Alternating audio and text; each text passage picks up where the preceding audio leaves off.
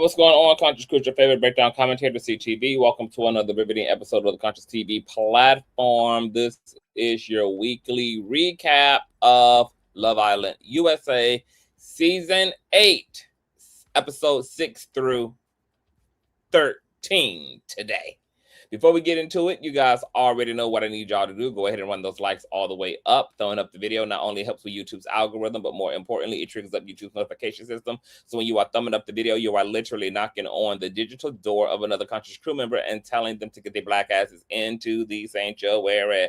Also, if you enjoy everything that Kane does here, you can always donate to the platform at $Consciouztv on Cash App and or paypal.me/ConsciouzTV. And of course, that's conscious spelled with the Z on the end, just like it is here on the channel. All donation information and social media handles are, of course, in the description box below. Last but not least, please share the stream out to wherever it is you have digital community, whether that be your YouTube community, or your Snapchat, your MySpace, the dark side of Twitter, Tumblr, or your personal OF. I don't really give a damn where you and Fat Lay the link. Just let them know that we're live, and we're certainly in color. And with no further ado, let's go ahead and push on through. Oh,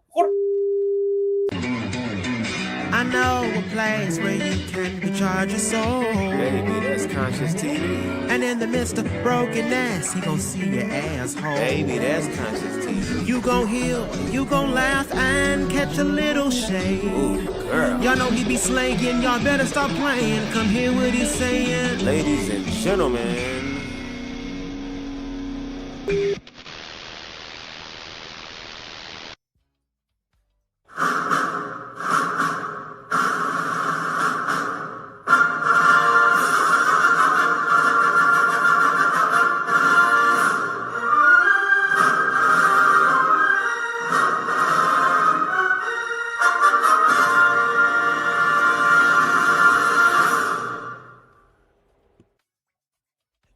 I totally forgot to share this out to Miss Instagram, which is what I'm doing right now. Give me 1 second, you guys. Before we get into the thick of this, you guys already know that right here on the channel, we do a weekly review, baby, of the first 5 episodes of Love Island USA Season 8 show. You guys know that they drop pretty much 5 episodes a week. So we are reviewing last week's episode this week, and we'll be reviewing this week's episode next week. All right. It's a lot going on. As a matter of fact, you guys know that I can't do these reviews without my handy dandy sidekick, no other than Reckless motherfucking Logicc. Hi, Reckless. Hey, what's going on, everybody? How y'all doing? We are doing great. Hope you're doing well. Excited to get into a very, very, very, very insane week of Mrs. Love Island, baby. They got it going on. This is one of the highest rated seasons of the entire series, which is absolutely insane to me because a lot of people really tried to like play on the head top of the season, girl. They was not feeling the cast. They was not particularly pleased with the aesthetics of anybody. I mean, people just had a lot to say, and now look at everybody have came out of their parasocial caves and are indulging in the lunacy of the season. But before we get into the thick of it, go ahead and tell the folk where they can first and foremost find you at or out here on these social medias, and tell them a little bit about yourself. Alrighty, what's going on, YouTube? Welcome to the land of Records Logic. Please make sure you guys pop that like button, hit the subscribe button, and please smack the notification bell so do not miss any more posts from us. And let's get straight into the thick of it, and let's talk about the things and talk about the people. Alrighty, guys, my name is Reckless Logicc. You can find me over on YouTube or Reckless Logicc, which is the name down below. Now, I'm also on Instagram, and with Instagram, it's the same name, but instead of an O for Logic, you're gonna put an X. That's it. And baby, I'm ready to get into the things when it comes to this stuff. Take it away. Okay, so we're gonna start this bad boy off with episode 6. Now, I like to call this episode Mammy Mountain Girl. So this is after the fire pit. Kenzie and Corbin have a conversation.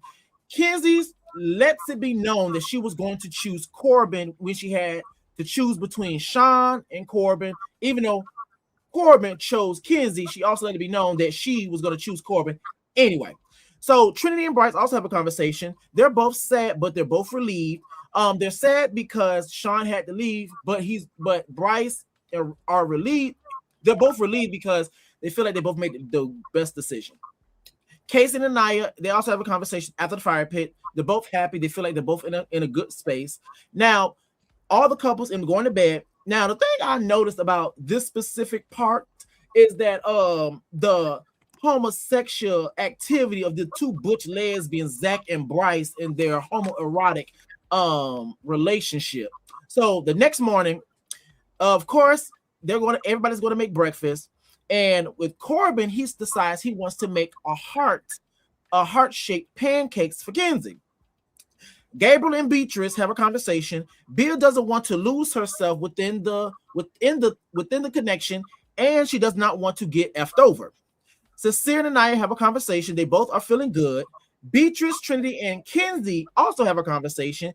Kenzie says that she is happy by how everything played out, and that Corbin has her screaming without the S.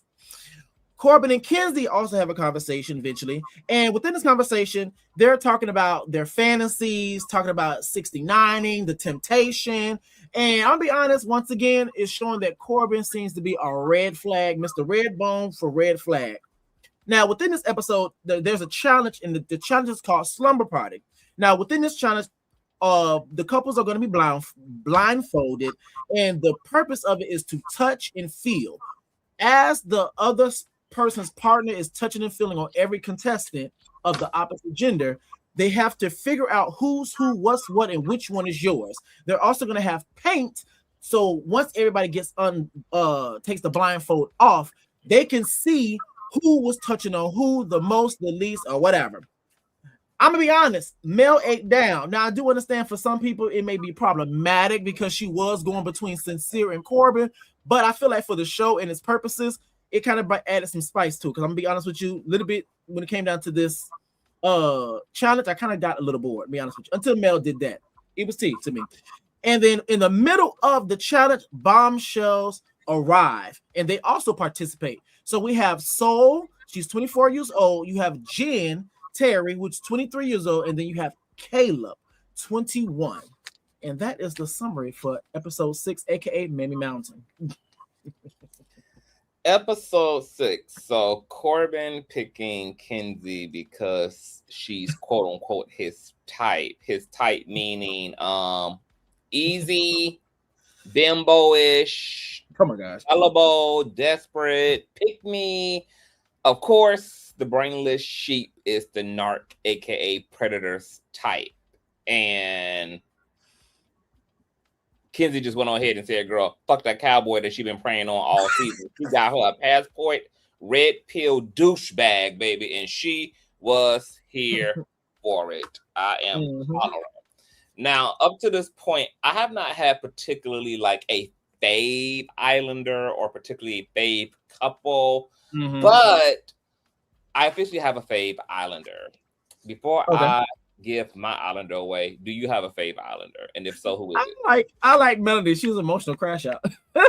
She has her flaws, most definitely, and I love when people like tug on her wig, but Melody is the key to me. I feel like she is one of I don't want to say anchors, but she's one of the people that keeps the show running because her storyline is so big on the show. Because without her storyline, a lot of times, at least in this segment of the show, it's not going to really be much to talk about. And be quite honest, if you kind of take her storyline out, the show kind of gets boring, at least in this part of the season of Love Island.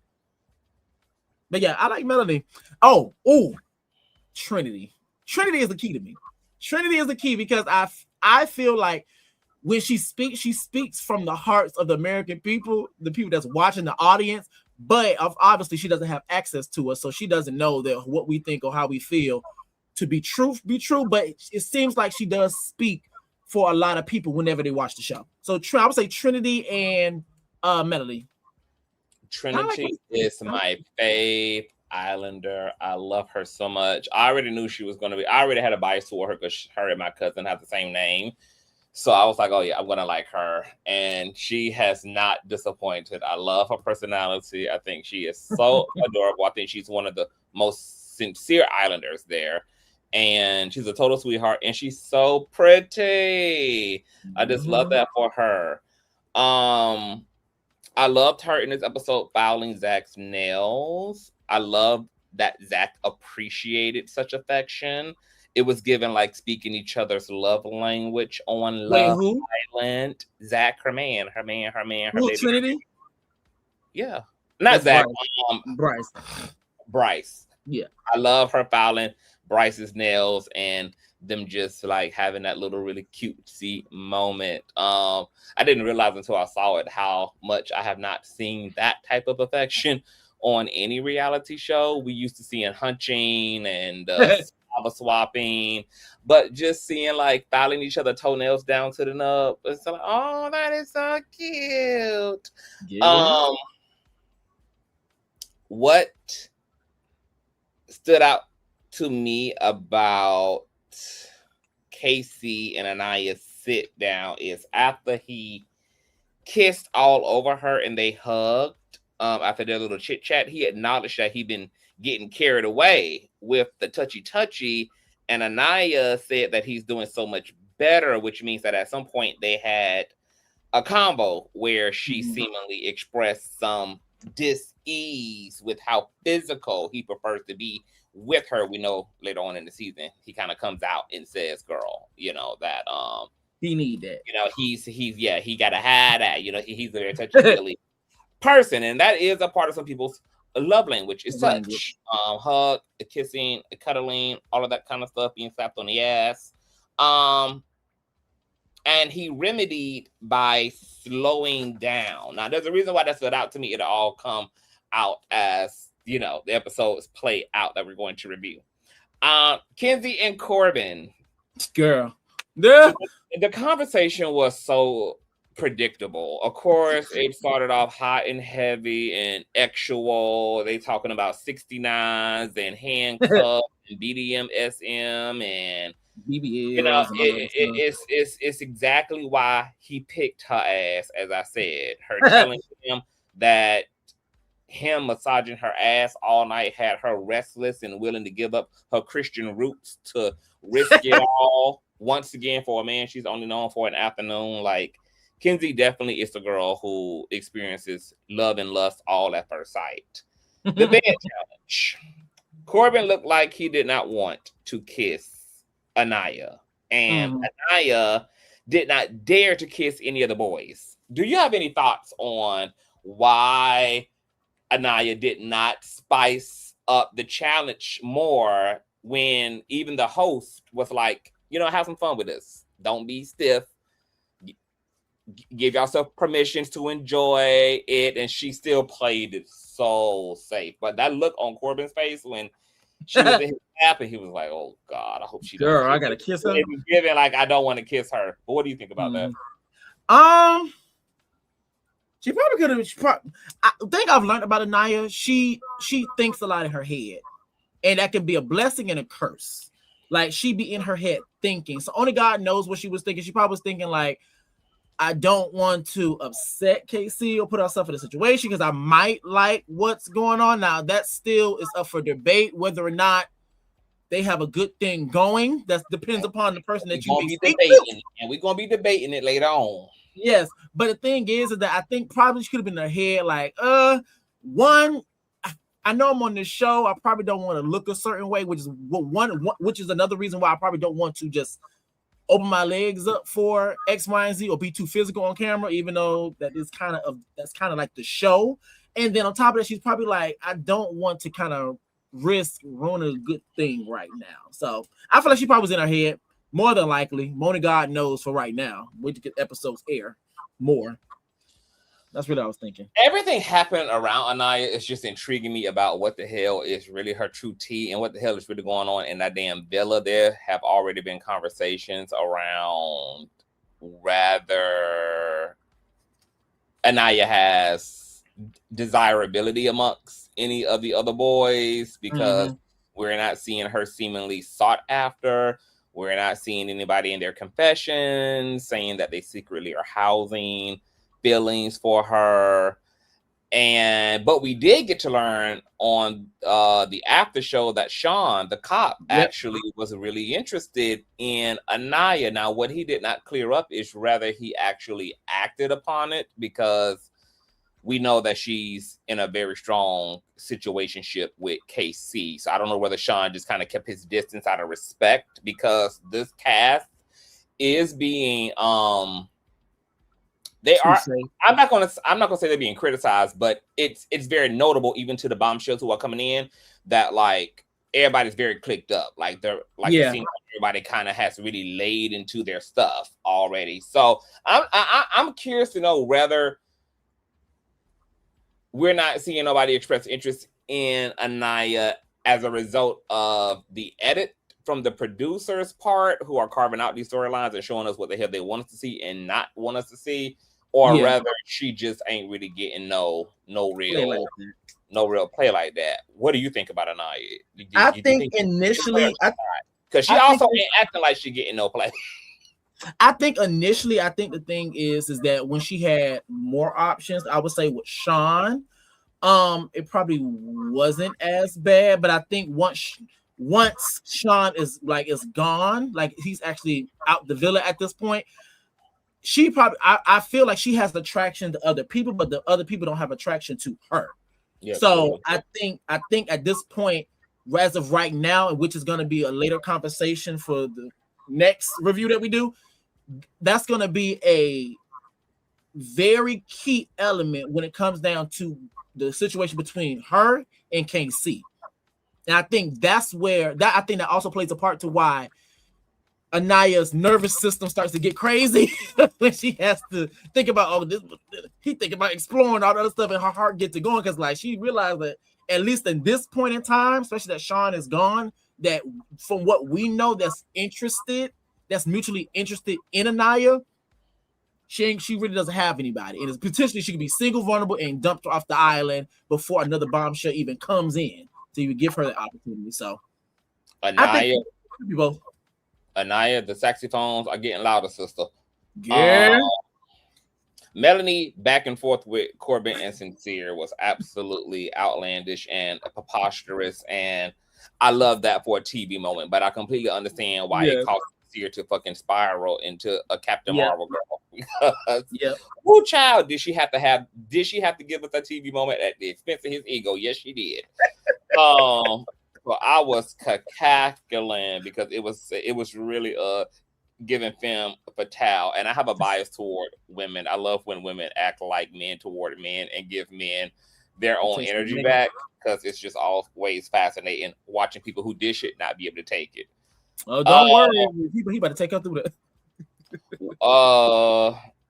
What is it? One, if she could handle the consequences of her playing her own game. Oh, my only thing with Melanie is I wish she was like a real life bad bitch. She is a performative bad bitch, so she really can't handle the game she be playing, because when that reverse Uno happened, girl, she's in need of a red couch, honey. She's in need, baby, of a therapist, honey. So.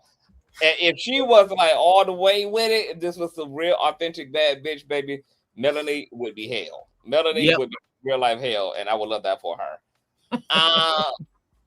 Melanie and Trinity kissing. What did you think about the lesbianism? Girl, I already knew honestly, when it comes down to these type of shows and you got all the saliva swapping and all this other stuff, girl, I'm not shocked. It's not the first time some lesbian activity has happened on Love Island. So I was like, okay, that's cute. That's what about business. I really liked when Melody was going back and forth with Corbin. I said, that's how you spice it up. Like, spice it up.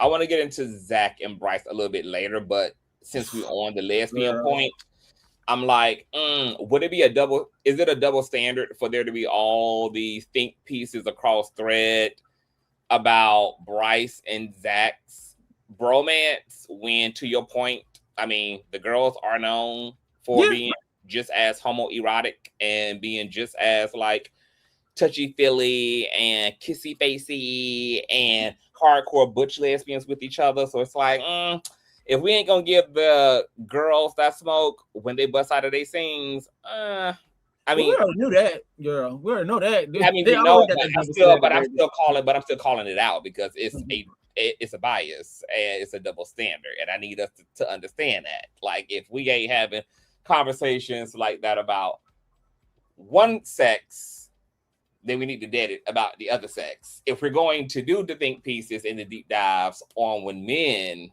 get real friendly with each other and get real brotherly and get real non-toxic masculine with each other, then we need, then I can understand us doing that with the girls too, but it just needs to be even. Anytime it's not even across the board, I'm always gonna be the bitch who gonna clock that tea. Always. But we know that there's a double standard, but it needs to not exist. But we're gonna get into Zach and Bryce later. Okay. Is that how you... No, you continue. So, as a bombshell, you were so hype about Soul. Like, before I saw that, you was like, "Oh, baby, they got a bad bitch in the house, a little bald head ass, pixie cut ass bad bitch in the house." I'm like, okay. Then I'm like, yeah, I like Soul. She's good. She reminds me of Pink for some reason. She like the artist Pink. Like, she kind of got that Tom. It's not a tomboyishness, but she got. I don't know. She got this like. I can't explain her energy, but whatever it is, it's like Pink's energy. It's like a dab of I'll F you up. Kind of like the kind of bitch you would find in a bar fight. That's the energy that Soul kind of gave me, but she's also like so pretty and beautiful and looks like a Cartoon Network character. Like, she looks like her look is kind of she has like a very cinematic appearance. I love that for her. I like Jen too. I thought she was a bad bitch. She's a typical California, LA, Pamela Anderson baddie. Not them trying to figure out who had the red paint and KC talking about it's the result of all the colors mixing up, knowing damn well two bombshells had them came in and put their pussies on their sideburns and still gonna talk about, oh girl, it's the color, all the colors mixed up in the girl. I said, child, I was hollering. Anaya being tight over KC, feeling blessed that fresh meat was in the house. What you laughing for? Oh, girl. What did you laughing for? What? No, I've been laughing at talking about because Anaya was hot. She's like, don't piss me off. What did you think about her being hot? Like, do you think it would it have been that deep for you, or nervous system? Because she knows that there's no one like, because from the show purposes, I personally feel, and as it goes to some people, I personally feel that if she had other connections, then a lot of her concerns and her nervous system wouldn't be as bad, because she knows that, okay, cool, if this does not work out, because at the end of the day, yes, one of the reasons why people talk about the connection and stuff like that, but also people want to be on the show. That's they didn't go through this whole process just to get kicked off. That's one of the reasons why people are having a big issue with something that we're going to talk about a little bit later. But like, people want to be on the show. So I understand from the perspective of just, if you're strictly talking about connections, then you're going to have to let people explore. But another fact that people also have to add in that is that people don't want to get kicked off the show. I didn't go through 10 interviews to get through 500,000 people just for nothing, just for me to be on. I'm here today and I'm going tomorrow, even though that is a possibility. I'm going to try my best to try to fight for my spot, or I'm going to try to feel some type of way because I'm in my head. And like I said, Anaya is an overthinker. She thinks a lot. Like, she's in her head. It could be a blessing or a curse. So if you feeling like that, are you questioning if her connection is genuine?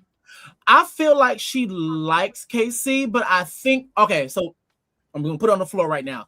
I think, and even when I seen the series of episodes, even to this point, it's all consistent, at least for me, from the way I view it.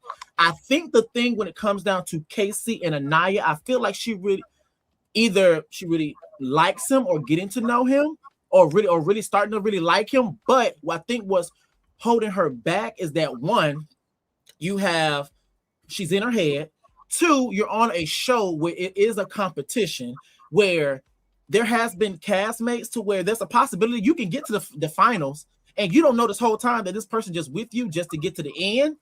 And in addition to that, y'all go to the finale, y'all pick your envelope, and just so happen, hypothetically speaking, the ball is in his court whether he wants to keep that 100K or split it with you, and he decides to run off with the money. And this whole time you getting played. So I think the thing is that possibility that also could be like I don't know, hopefully I'm making the right decision.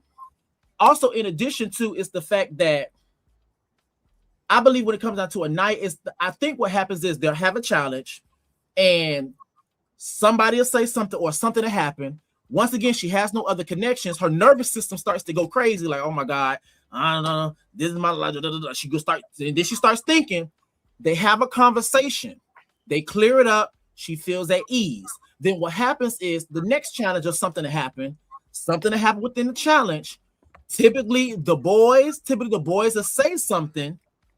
Like the boys will say something that have a question and like, is he trying to play me or is he being for real?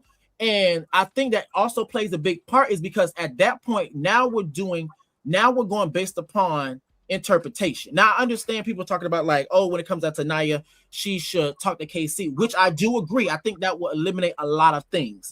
Talking to KC and y'all having that conversation. But I think the issue comes in is that I think another aspect of it is like it's also the fact that the girls have their conversation and the boys have their conversation.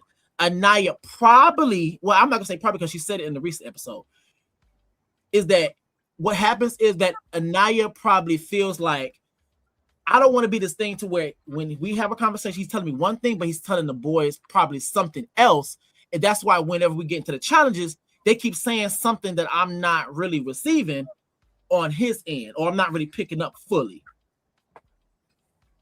So yeah, I think all of that plays a part. And there are probably some other things like I think also with the villa, like I have put in the group chat some of the things that they go through before they even get on the show. They do a whole isolation and like you're literally separated from the world at least like roughly 2 weeks before you even get into the villa. You're isolated from everybody. It's a lot of other psychological things they do to you. So whatever, when you already get into the villa, whatever traumas, whatever insecurities, whatever issues or whatever, they're already going to come to the surface or make it easier to trigger up. So yeah, I think it's a lot of things that play a part.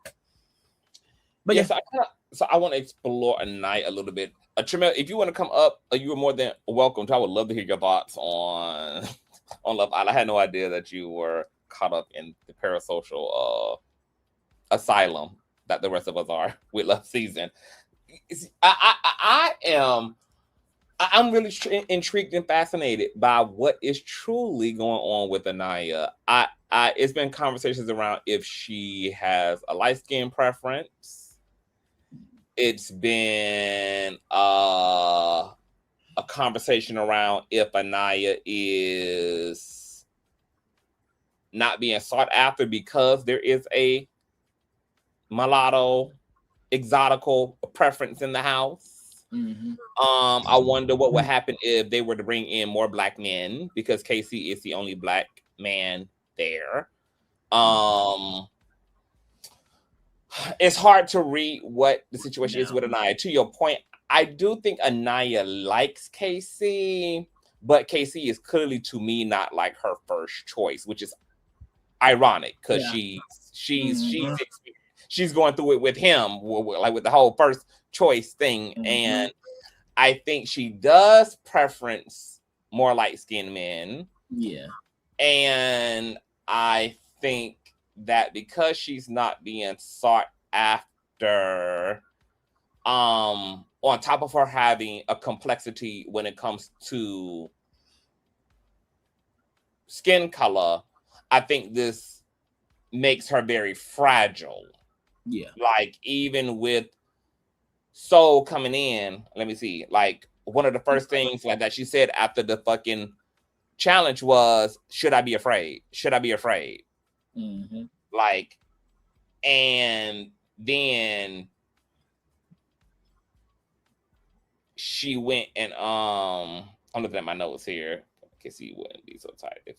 Yeah, to your point, like I feel like she wouldn't be as tight either if she was exploring. But then again, you got to have somebody to explore with. I mean, so it's kind of like that's not there. So I think she got a lot of anxiety going on. But I think what I don't like about Anaya is I just don't feel like she's being honest. And I think that's unfair to KC because it's going to be a lot of other things that I'm going to touch on that's going to kind of like give me caution tape around Anaya situation with KC. So we'll get more into that. But yeah, it is interesting. She being a girl, huh? Oh no, you good. I also was gonna ask you, like, do you feel like she's been a girl's girl by not exploring? Like, is it like her politics? Like, oh well, all these are my girls. I'm not gonna be all up on their men and pulling them aside. I know I wouldn't want nobody to do AC in the house. I'm not gonna do that to nobody else. I know I don't like nobody kissing and hunching up on KC. I'm not going to kiss and hunch up on KC. But see, that'd be weird because none of the other girls are respecting that. Because in the challenge, at the very least, they are going to do all that. Yeah, and they have been doing all that. And, I think it's like this. I think what it is it's the plot of the show. I know a lot of times people talk about the purpose of Love Island is to find love and all that stuff, but also the reason why I love Love Island, even though it's called Love Island, the biggest thing is that it makes everything clash. It's the way it's set up. It's supposed to make everything clash. Like you're supposed to explore all these connections, but at the same time, how can you be able to navigate when you and your person you coupled up with may have an agreement? We're going to do it this way, but now you put in situations that are going to kind of force you or tempt you to go outside of those quote unquote agreements. Another thing too is that when it comes down to it, when it comes down to Love Island, is that people are saying it's not friendship island, which I do agree. But the thing is about also having those friendships within the group, they sometimes can save you because it also belongs. It's also up to the cast members at times, which is what we've recently seen, whether they like you or not, because a lot of times influence whether you go home or not. Because like with Alandria, she got saved because she had a lot of friendships within the groups compared to the new bombshells that barely knew the girls or knew the people. Same thing happened with Taylor. When Taylor was literally on the chopping block, he got saved because almost the whole villa was behind him because they had a relationship with him. So that's what I like about the show. It's like, how can you navigate trying to find love, trying to find a partner, at the same time trying to hold up to certain agreements, or can you follow through with said agreements? At the same time, how can you have friends or people that you're getting cool with and be cordial in the house and kind of keep your alliances or whatever, but at the same time, you don't want to disrespect or demean your experience and other people's experience, and how can you navigate that? That's the reason why I like the show, because all those things come together, which naturally is going to make a clash. In addition to you're eating like I don't know what, you're already not sleeping like you're not sleeping enough because they barely get a chance to sleep, and you have long days. The producers check in with you every single day. How you guys feeling today? So even when you may have someone like a Melody, just for example, someone like a Melody, she may be in her head talking about this sincere thing really pissing me off. A producer can easily be like, you know what?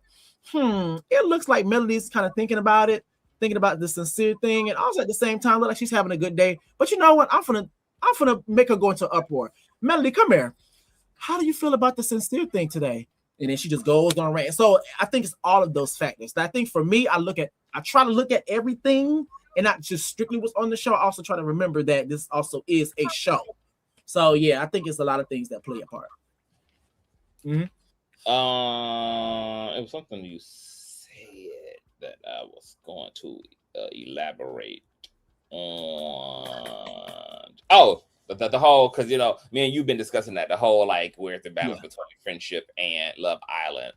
Yeah, that's subjective, but for me, my preference would be like any friendships that I'm going to have in the house are going to be secondary for one, and the best way I can mitigate that is just by being honest. But the reality is that I'm not there for friends first and foremost. I'm here for love, and I would just be honest with the people that I'm building friendships with about just that. Like, girl, I may pull your man, like, and and I understand it on both hands. Like it's gonna be an understanding that goes both ways, girl. Like what applies to me apply to you, etc. But I think it is Love Island. It ain't sisterhood island. It ain't brotherhood island.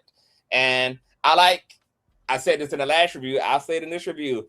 I like that the boys seem to understand that and respect that a lot more than the girls are able to. We already done seen like Kinsey and Beatrice and Melanie almost come to damn blows over girl code. We have in these few episodes 2 male best friends who literally had to confront this, Zach and Bryce. And Zach really played his part really well, but we're going to get there too, because I have a theory on why he playing it so well. Another thing, I was gonna say another thing with that. I just feel like it's because he knows that Bryce not a threat. I think that also plays a part because she most definitely turned him down the first time. Kata most definitely turned Bryce down the first time, and then when he went back to go talk to her, she had to do it again. So I think that had something to play with it, because I'm like, I do wonder if his friend was Kata's type and there was a possibility. Would you still have that like laughing in the man's face, like, I don't think that's gonna work out, but you can go for it. So I don't know, but we'll see. Well, I think we are gonna see. I think when Casa hit, it's gonna reveal a lot. I think so. But yeah. But it have been other situations too, like with the boys, yeah. And I'm just seeing them generally do better when it comes to how they look at women. But men typically do better because of just the privilege that men have and the way men are socialized. But Caleb is a bombshell, total cutie, love him down boots, total sweetheart. Melanie ovaries were jumping out of her cooter when I'm walking through the damn house. Kinsey stating that that's her type 1 site, which once again Melanie explained to Sincere that this is why she was excited, not for her, but she was excited for her girl Kinsey. Tongues down Kinsey. Melanie was swallowing Caleb up, tongue down Trinity and Kata, feet curled up, balled up to the heavens and all. Also tongue down Anaya, Beatrice almost made out with Gabe himself. My God, today Caleb got it going on. Episode 7. Bye-bye. So this episode, I like to call it Pick Me Island. So this is the aftermath of the challenge. The bombshells have a conversation with the cast. Now, Bryce and Jen, they know each other. That's revealed within the conversation. Kenzie is interested in Caleb. Mel is screaming, and that was a red flag for everybody surrounding. At least the men, they noticed it. Now, bombshells conversation by themselves. So the bombshells have a conversation. They realize that they're excited. They're having they also know that they ask Soul, who are you interested in? She said Sincere, caught her eye, KC, and Corbin. Now the guys are by themselves, the OGs, they're having a conversation, and they're talking about the double standards within the group. They don't like that the girls can do one thing and they're supposed to accept it, but when the guys do it, it's a big giant issue. Melanie, now they also talked about Melanie's reaction to her seeing Caleb come through. They also spoke about how Melanie went back and forth between Corbin and Sincere, and then also they also talked about Gabe, asked Gabe about his experience. He's talking, he's open to exploring. Now, at the same time, the ladies are on the other side of the villa having a conversation as well. And Zach is mad. They talk about how Zach is mad at Kata because the way that she reacted to Caleb, putting her legs around him, and when they were going back and forth and kissing. And then Sincere is mad at Melanie because the way that she was acting also, but in addition to going back and forth between him and Corbin. Anaya is mad and scared. That's what I put in my notes, and scared because of Casey's reaction. And then on top of that, I want to start from now on, I want to call Melanie Prophetess Melanie. Melanie lets it be known that she had a nightmare about a bombshell coming in and wearing green. And that's really what happened in terms of the conversation between the ladies. Now, eventually there ended up being a bombshell tour ran by Trinity and Beatrice. I'm gonna call her Bia. And really, long story short, Trinity gives the tour, but she wants to know the tea between Bryce and Jen. Melanie and Sincere have a conversation. Sincere lets me know that he felt disrespected.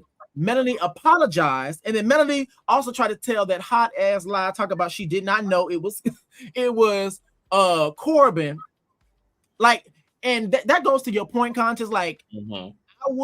I would love Melanie even more if she stood on it. Be like, you know what? It was a challenge. I got carried away.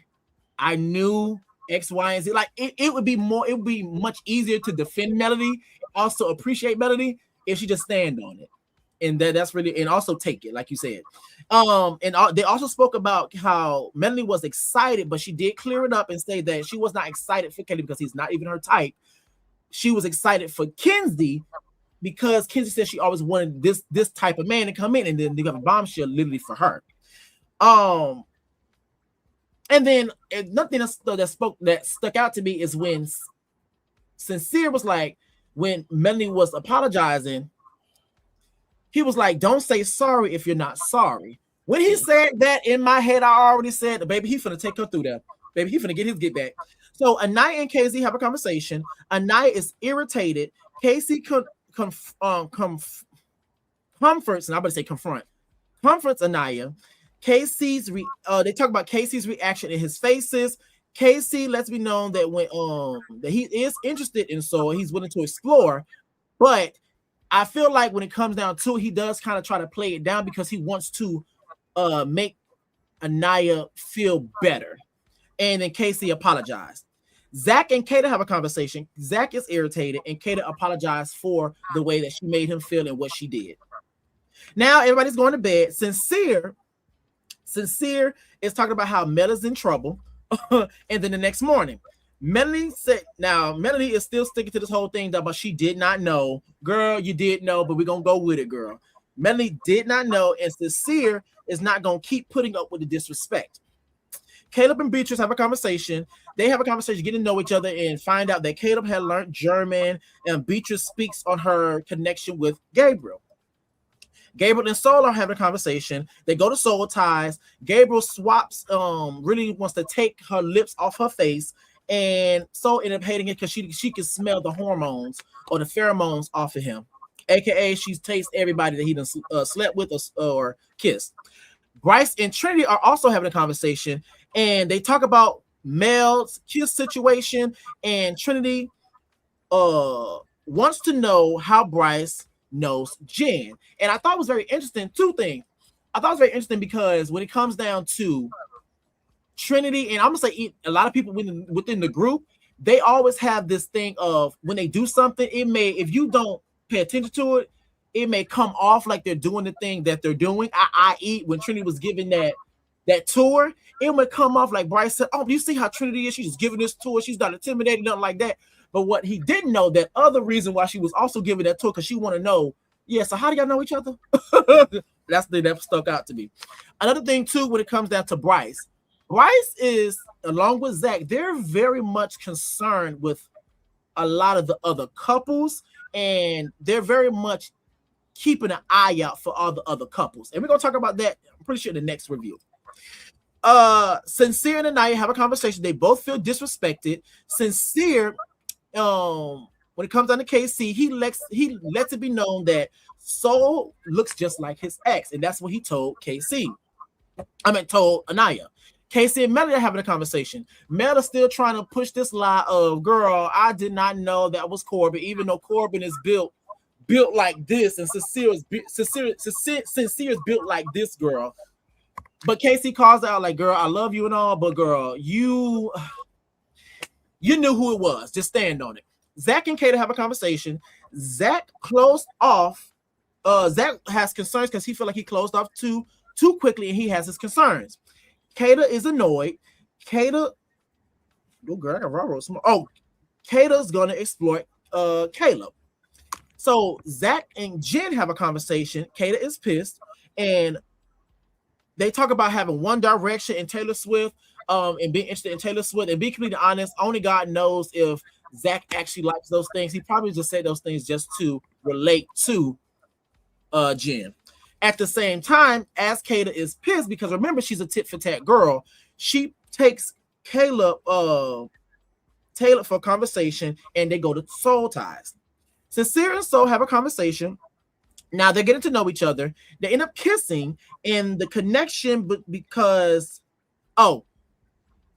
Sincere says he has a big heart, and we're going to see how much of a big heart he has in the later episodes. And I also noticed that Soul initiated the kiss. And it was something that he said within the exchange. He said the best kiss he ever had in a long time. Melanie, Casey, Corbin, Bryce, and Trinity have a conversation. Melanie is explaining that she feel like she messed up, and she feel like because of the way that she's been done in the past and the people that she's dealt with, she felt like she's starting to self-sabotage the connection that she has with Sincere. Corbin and Kinsey are having a conversation. They're talking about the challenge. They're talking about their sexual fantasies. They're talking about Caleb. And Corbin says he's not interested in any other bombshells and lets it be known that, baby, I'm here for you. Casey and Anaya have a conversation. Anaya is irritated.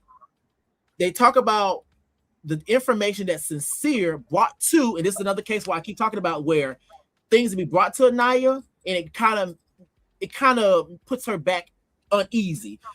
Talks about the information about what Casey told the boys, meaning that she looks just like my ex. And Casey is letting that Soul is attractive, but she is not worth it. And they both feel real good about it in the conversation. Now we make ourselves way somewhere up in the villa. Now this is when everybody is glammed up. Gabriel and Jen have a conversation. Beatrice says she really does not give a F. And Gabriel end up kissing Jen. Kenzie and Caleb have a conversation. Girl, these motherfuckers was over there talking like I don't know what in this episode. I was about to say that you're going through every you're going through. It's for your not a play-by-play. It's too late now. I'm already done. Too late now. Kenzie and Caleb have a conversation. Caleb kiss.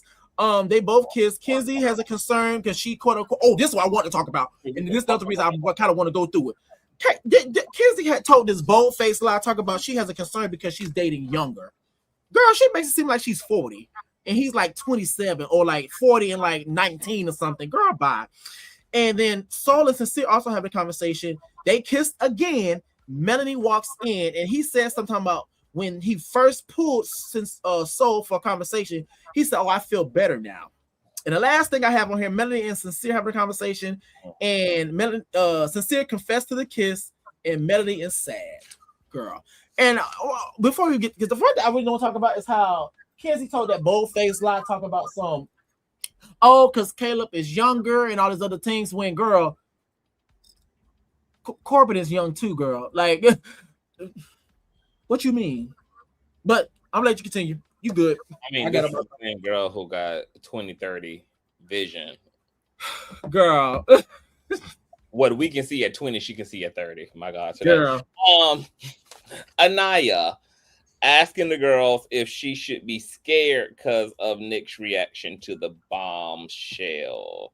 I just hate this for Anaya. I just hate the fragility of it. I hate she's falling apart like this. Melanie having a prophetic dream of a bombshell still insincere. Now that's how I knew that Melanie ass was far gone in her feelings, bitch, because I get just as psychic when I'm about to tap into Superman mode, baby. When I'm in Superman mode, bitch, I be having that's so Raven level ass insight, baby. It all comes to the spirit. So I say, yeah, she gone. She far gone. Them powers activating. Then that's how many is a Scorpio. Oh, she is. Don't want it. She's so perceptive. Me and reckless Scorpios. Very emotional.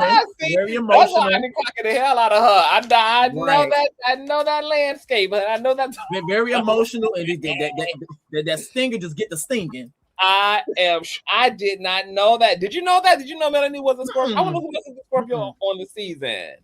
That's crazy. That's why she's emotional. Water sign. Melanie having a prophetic dream of the bombshell still insincere. That's how I knew she was far gone. And then her crashing out on the boardwalk and then Anaya crashing out on the boardwalk after she had that talk. Oh, so what's funny about Anaya is that wasn't she just sitting there talking about, girl, I feel so confident in my connection, and then in the next scene crashing the hell out on the boardwalk, girl, with KC over so. But I'm so glad that and it turned me on that Casey was honest about like I'm open to exploring that. You know, and if it's there, it's there. If it's not, it's not. Like he ain't run away from it. So I appreciated that.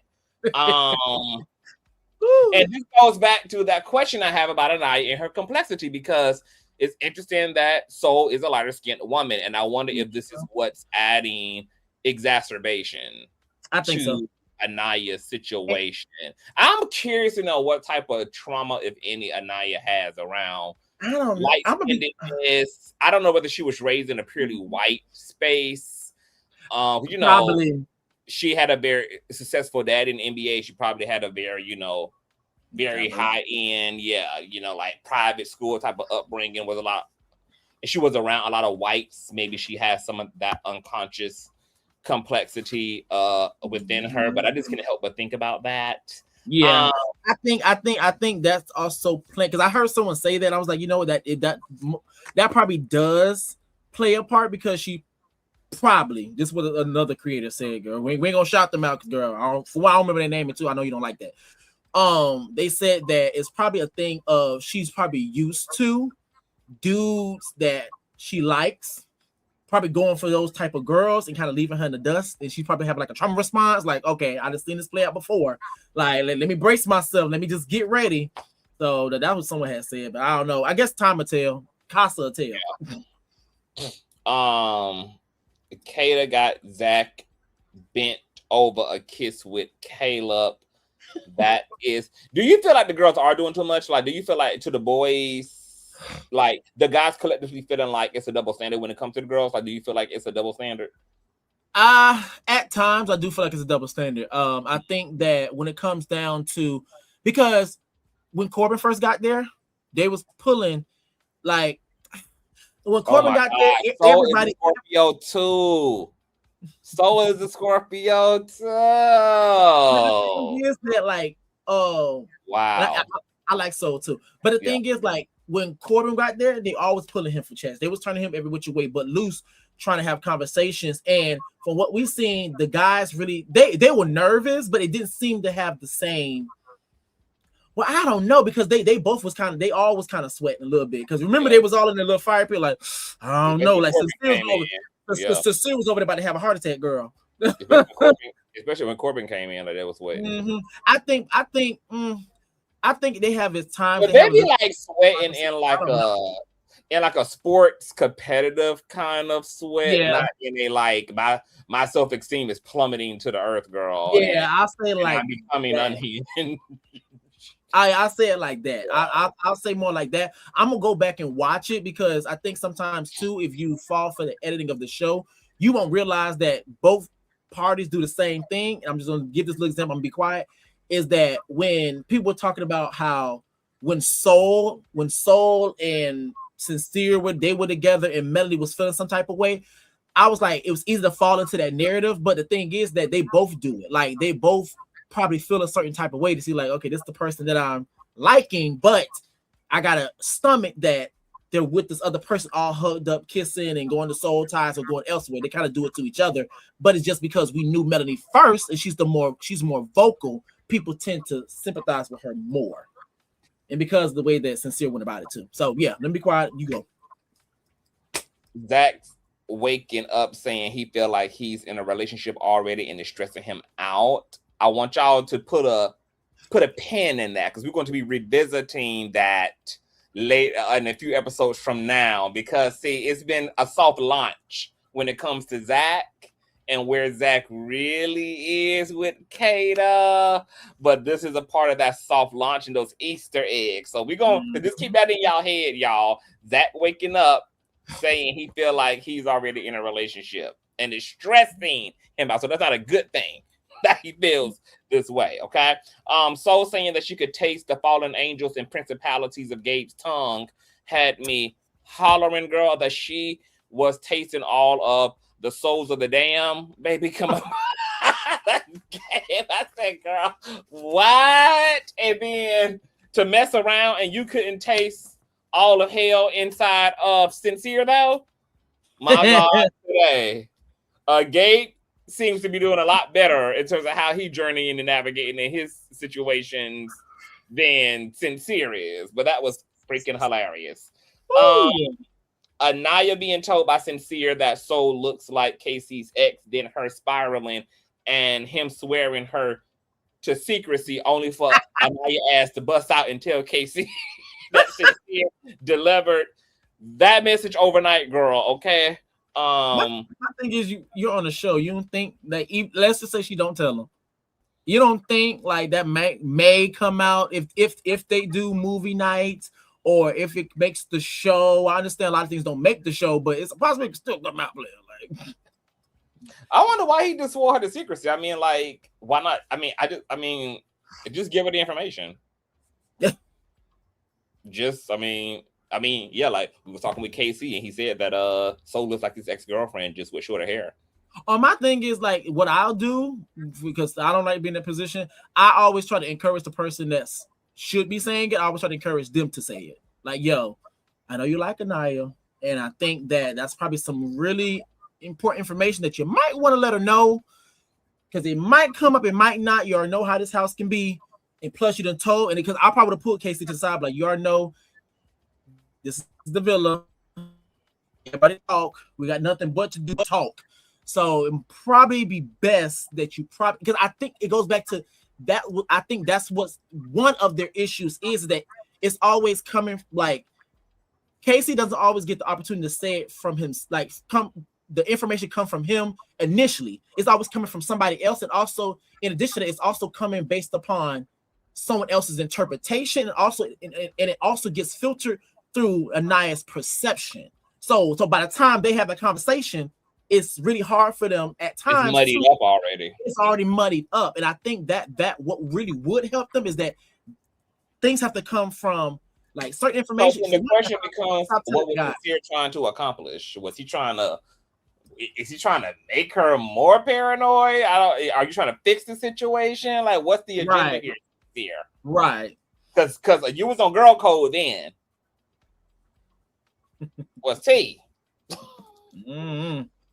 Jen saying Zach likes girly pop songs just like her. Okay, so let's get to the Zach storyline arc real quick, because JR also, hey JR, shout out to you. Do you think Ryan and Zach, or Brian and Zach, could be lovers on Love Island, or is it just a bromance? So let's get into, because Zach got it going on right now on Twitter and Threads in terms of, girl, what the tea is, because between him liking girly pop songs like Miss Taylor Swift, Zach being seen in cell phone footage of Corbin with his hands wrapped around Bryce's waist from the bike.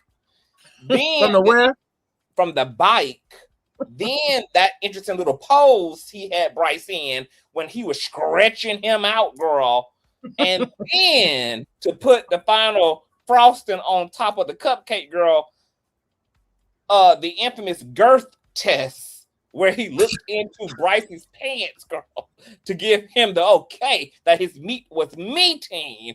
Now look, baby, I am a defender of non-toxic masculinity and brotherhood bonding. And I know that even Jesus was washing niggas' feet out there in the wilderness and kissing all up on them damn men and stuff. I'm here for all that kind of carrying on, obviously.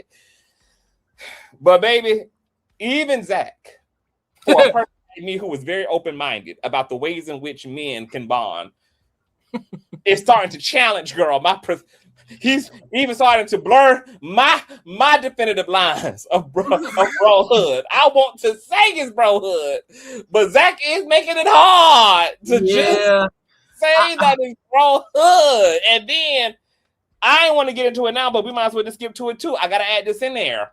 This is what really drove the nail in the coffin for me, girl.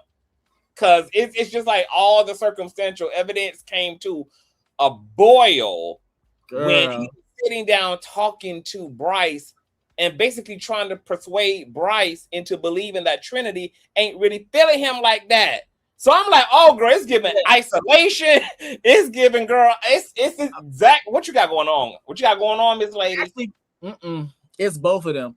I'm gonna tell you the reason why, and this gonna go for this review and the next one. They're both playing the game. They are both playing the game. and I think I believe, because things can change, we might see some unseen footage or whatever.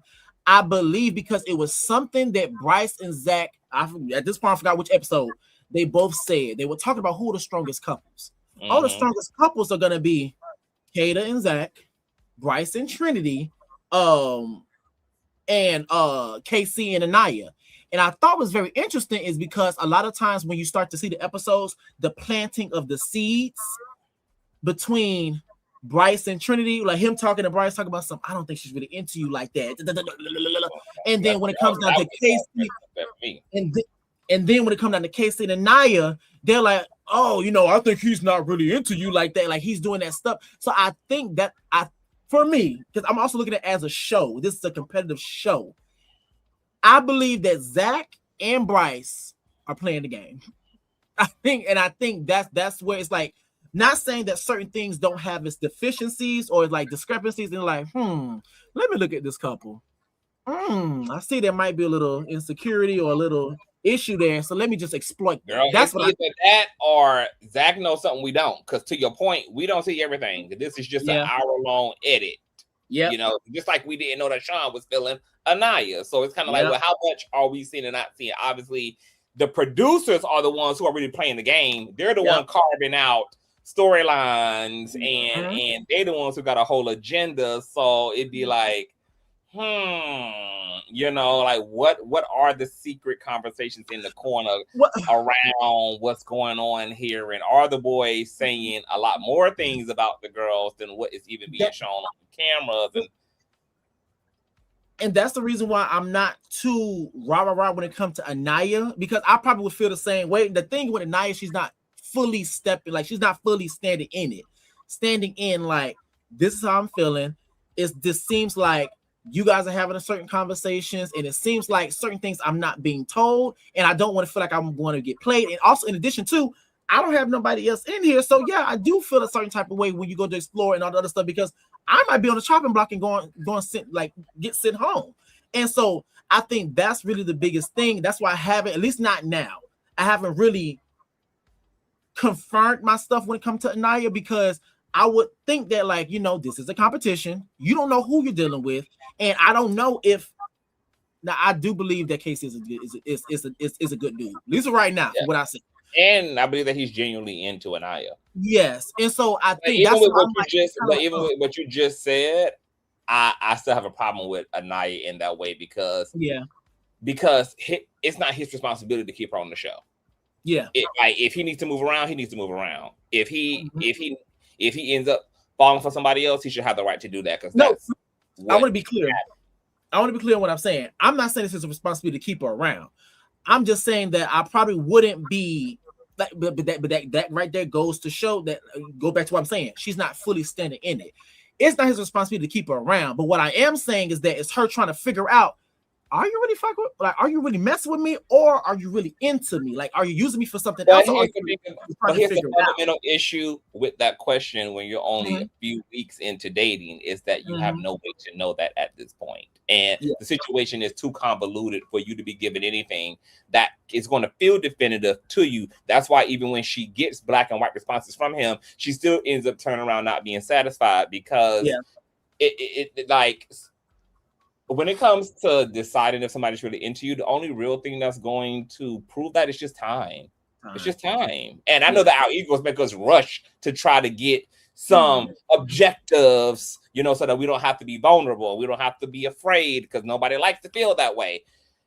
And then we start looking for the specifics of, like, I need some gunk, I need some absolutes here. And then you find out that, oh, like, this is a hole that can't be filled from the outside in. I just have to accept that I've made a choice to date, and that I like somebody, and this person is saying they like me, and I just have to trust the process and just see what time does and give myself permission to relax a little bit more, because there's going to be no way for me to really satisfy that concern. As long as everything is going well, I just have to take that at face value until it's not going well.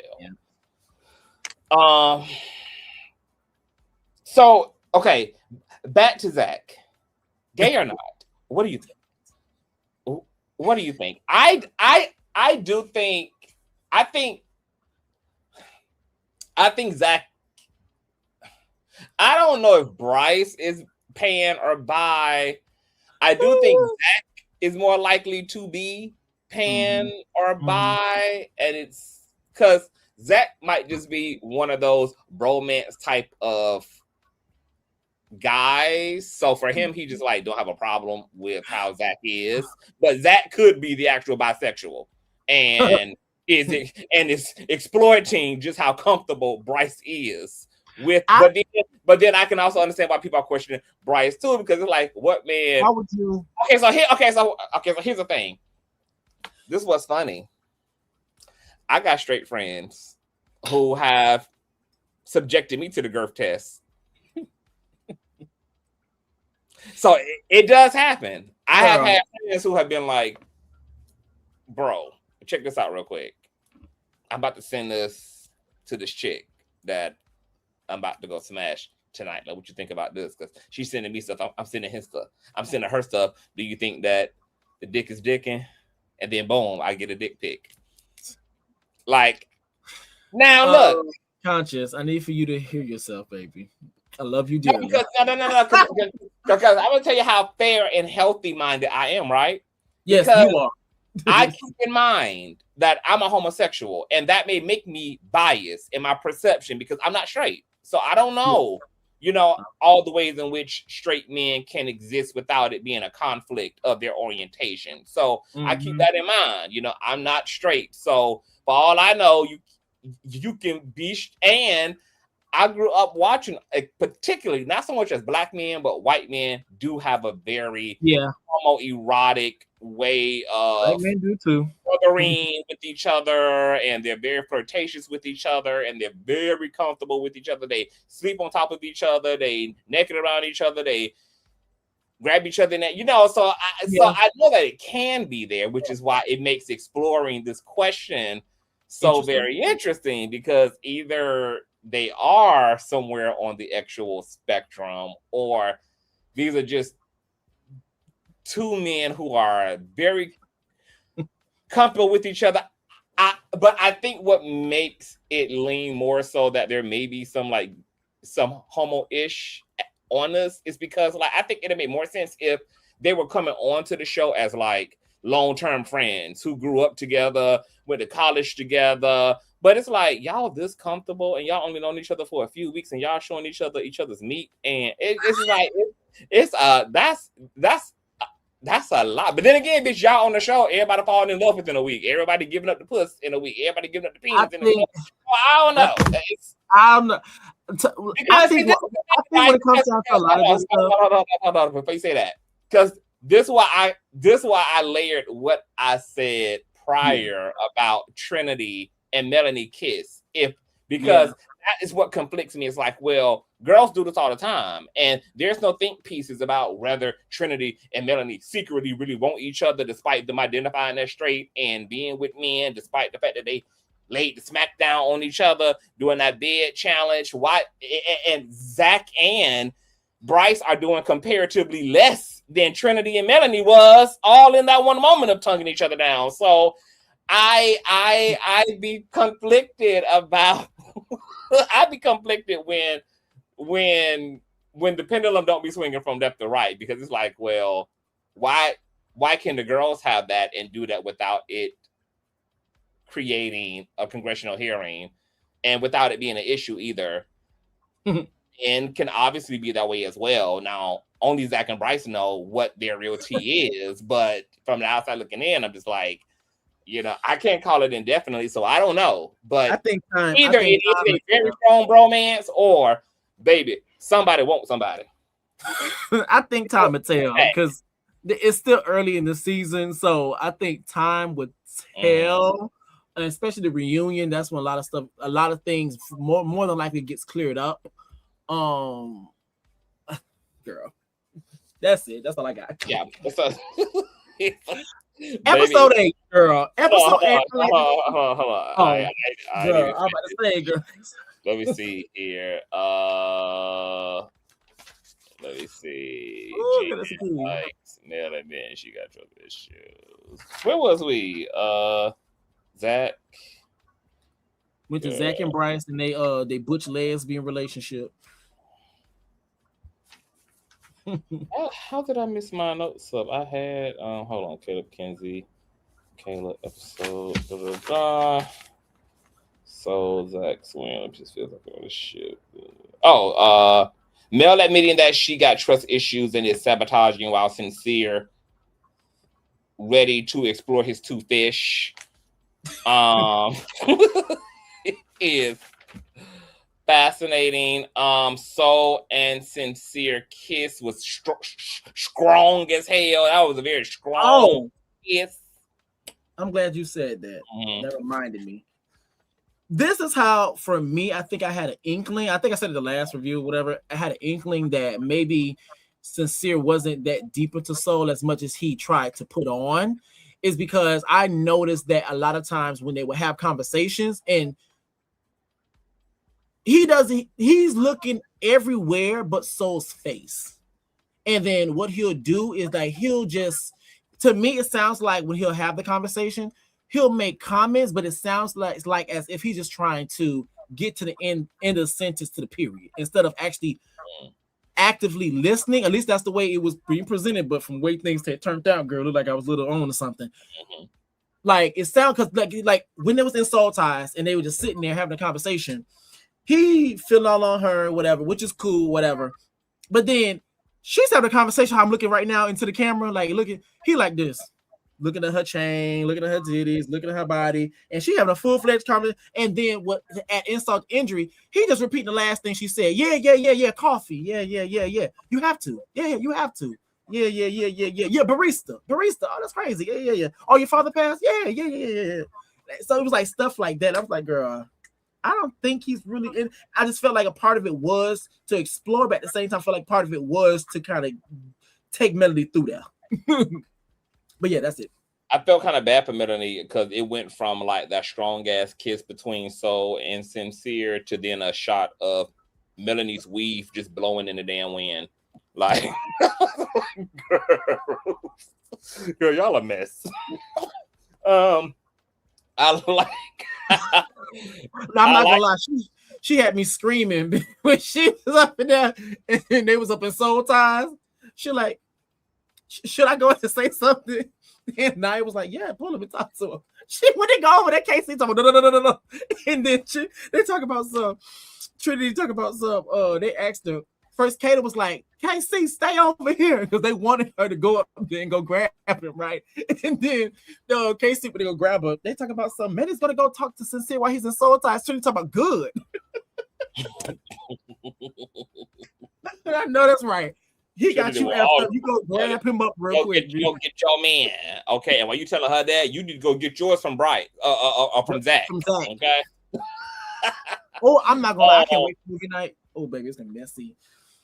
Yeah. I like how Beatrice is handling Gabe exploring right now. So far, it's giving pretty balanced and giving like emotional intelligence. She's like, look, girl, a man gonna do what a damn man gonna do. Me flipping out like Melanie's insecure ass ain't gonna change a damn thing, or maybe you will, because the damn sure seemed to have changed some things for Melanie, baby, acting a goddamn fool. And got her man right on bite. I like Melody because I feel like she, as much as a lot of people try to act like they're not Melody, a lot of them are melodies. So it does, and I think it's good for the show. It just shows different types of people, girl. So when you have like Bia, she like, hey, he's not mine or whatever, and her defense mechanisms are up. She does feel played. She does feel like she said, I feel dumb, but she's not doing it the same way Melody is. Melody like, I'm gonna go up there. That was the key to me because I'm not gonna lie. If I'm fed up, bro, no, bro. Come here, bro. Bring your ass here, girl. That took me out, girl.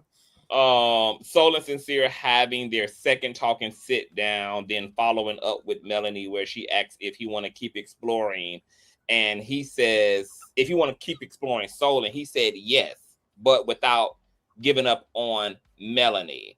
Shout out to Soul, because see, when I'm watching episodes sometimes in real time, I get caught up in the in the but then when I go back, I'd be like, oh, okay, like a nigga was kind of keeping it more real than what I really thought he was, and I catch stuff I didn't catch. So shout out to Sincere. I mean, he was laying the foundation down that, like, yes, I do like her. Yes, I would like to explore, but I don't want to give up on you and I either. And I thought we had to understand it from the beginning.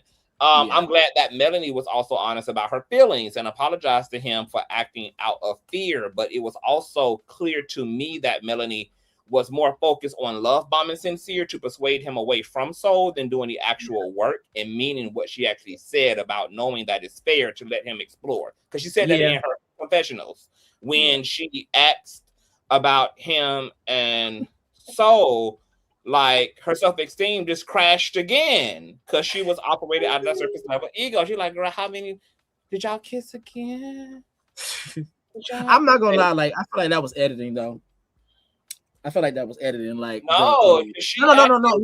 I'm talking about like the kissing part. Like, I'm talking about like, I felt like when they, because on the episode you see them have the Mel and him have the conversation first, then you see them have the him go talk to what you call it? Well, I don't know, because it probably feels like it probably was swapped.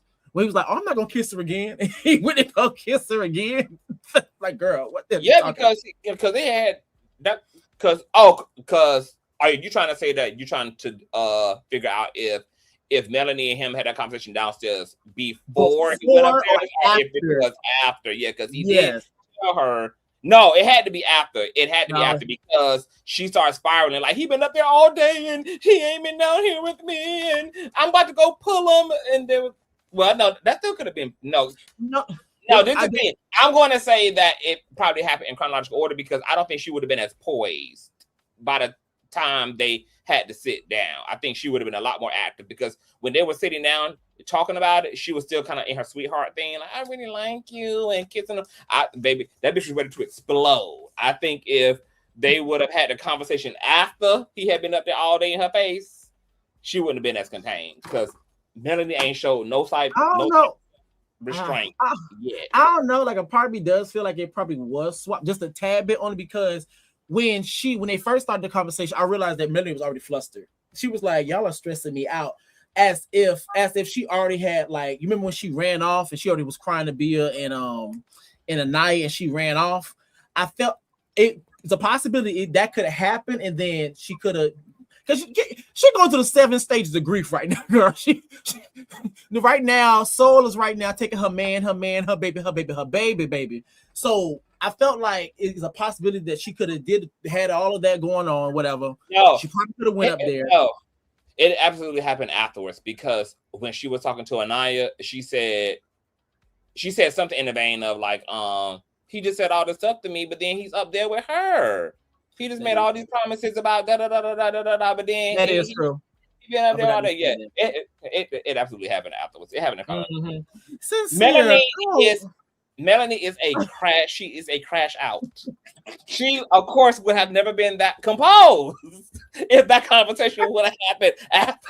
I forgot she said that. Yeah, it happened. Yeah. See, unlike you, I be having to go back and watch it to get my notes, so I be catching everything back again. Like, oh, okay, like I see more than what I be seeing when I be watching in real time. But I am glad that Melanie was also honest about her feelings and apologized to him for acting. I already said all that. Okay, episode 8, go ahead. All righty, episode 8. Now, this episode I like to call Mammy Wars. So Anaya and Melanie has a conversation. They talk about how Sincere kissed Soul. Melanie admits that she effed up, and she's trying not to cry, talking about look at the trees, I'm not gonna lie, I'm the type of person, if I keep saying that type of stuff, it just pisses me off more or makes me want to cry more, because I'm like, I'm cool, I'm not mad, I'm not angry, as I'm getting more angry as because I'm keep saying it, but whatever works for her. Sincere and the butch lesbian couple, Bryce and Zach, have a conversation. Sincere talks about how he kissed Soul. Sincere never felt like that before. That's a statement that he made to the group, to the butch lesbian couple. And then Sincere feels wanted with Soul, and he does not feel like he has to always chase, even though in his confessional he first came, he said he likes to chase, but I digress. But I understand he wants to do stuff to be reciprocated. Corbin and Kinsey have a conversation. They talk about Caleb kissing. Kenzie, and then Kenzie admitting that she has a roster. Bryce and Trinity are having a chat.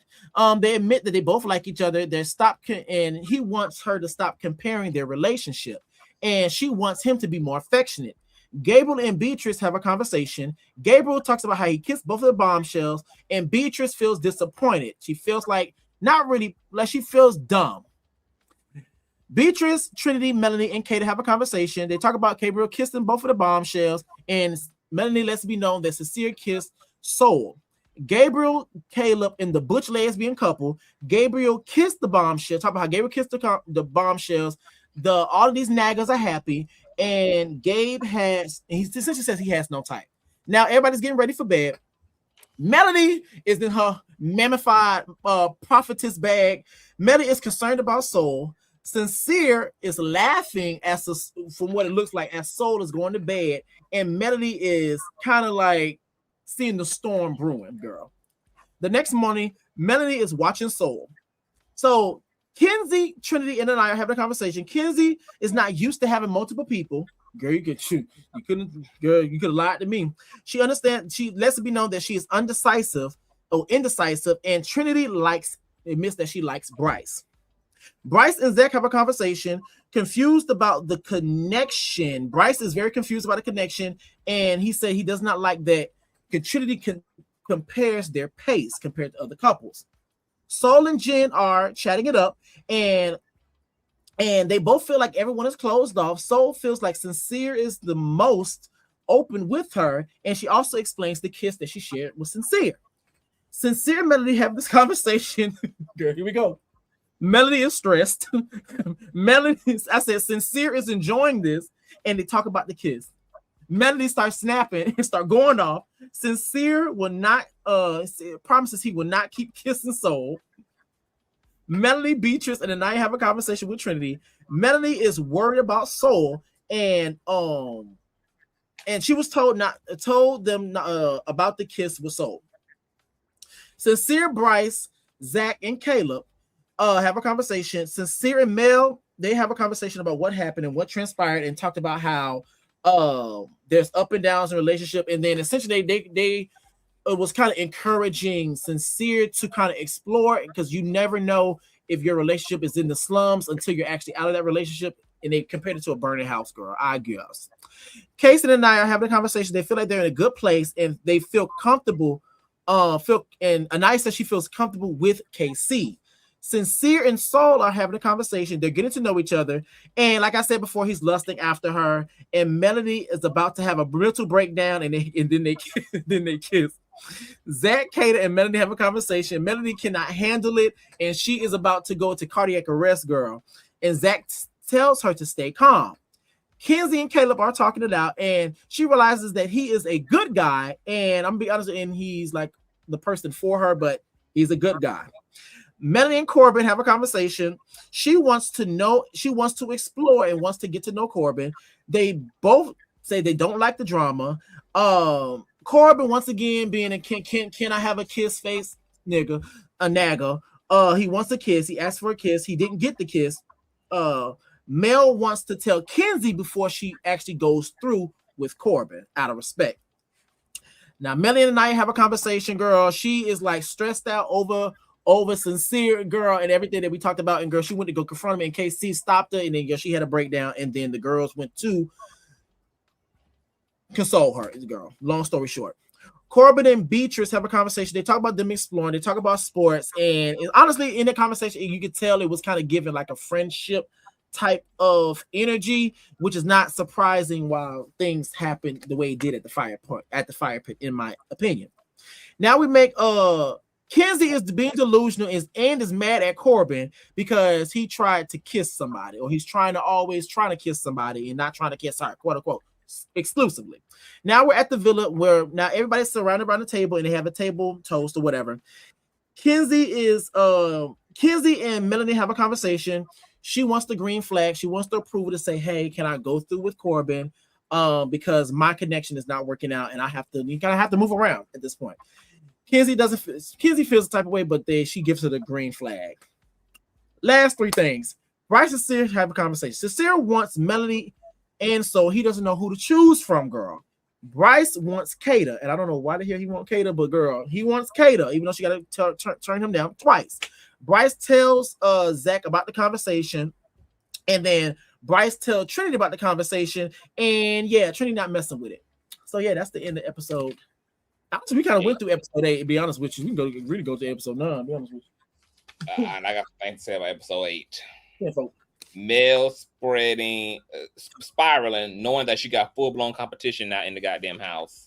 My God, today, Trinity wants more affection from Bryce. She's falling more and more. My thoughts on Trinity and Bryce.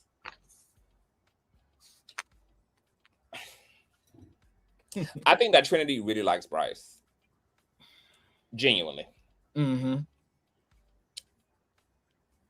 I think Bryce likes Trinity,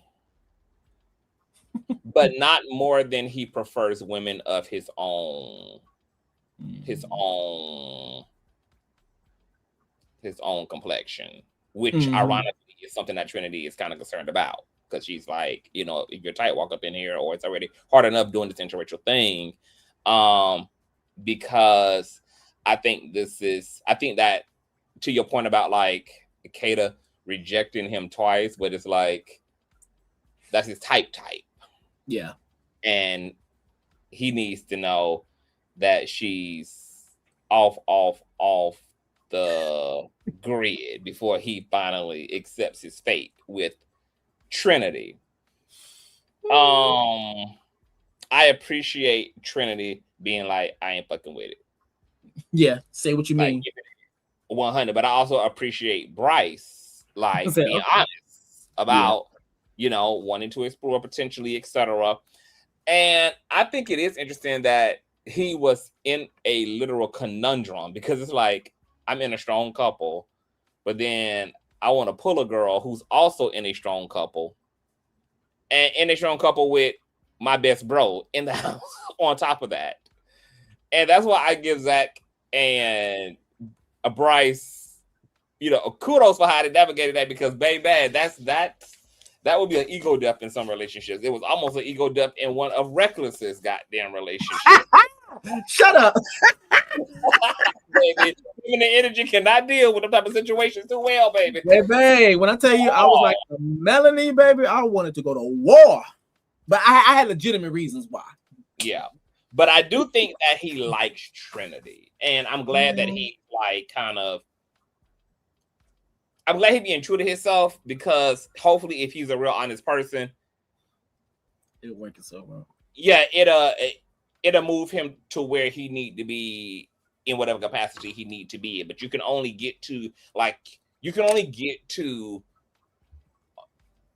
full self-awareness by giving yourself permission to take the journey of things and be true to yourself. So I be liking when I be seeing the couples like still talk to other people and explore, because that's how you know that you know. Before you put it to test, it's just a fantasy that y'all are holding together. What is the reality going to be when you put this thing under different circumstances? Will it still remain? Will your interest level still be there? Will you still be convicted, or will you find out that, oh, you was kind of just coaxing along and waiting for the next best thing, and now that you got the best thing, that situation there can now dissolve, you know? So I like when they explore.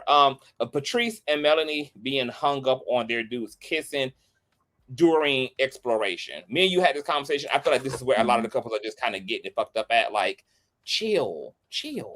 I know it's hard, because baby, nobody like to see the person who they like just taking no type of chances. I get it. I get the ego. However, like, at the end of the day, this is the better way to get to the truth, is by not putting a leash on each other. I would rather go to bed knowing that my partner is actively choosing me after they've went out and been given the privilege to choose everything else, rather than knowing my partner is beside me, but not really knowing, you know, like, how they would be if they were given other options, and how they would be outside of my supervision and all of that. Like I would want true objective data, and that's more closer to true objective data is by giving your partner the opportunity to really fucking explore. And then if they be like, yeah, I can't even kiss you without thinking about Beatrice, or I can't even kiss you without really thinking about Melanie. Yeah, that's the type of data I motherfucking want. That's kind of the data I'm impressed by. Melanie crashing out on Sincere, struggling to brace herself for impact. Girl, Melanie was the baby, the queen of sabotage. She could not just sit in that seat with clarity, because she just knew her ass was taking this L. She was almost trying to beat the L to it, girl. Like, you know what, girl? I'm gonna get the girl. No, ma'am.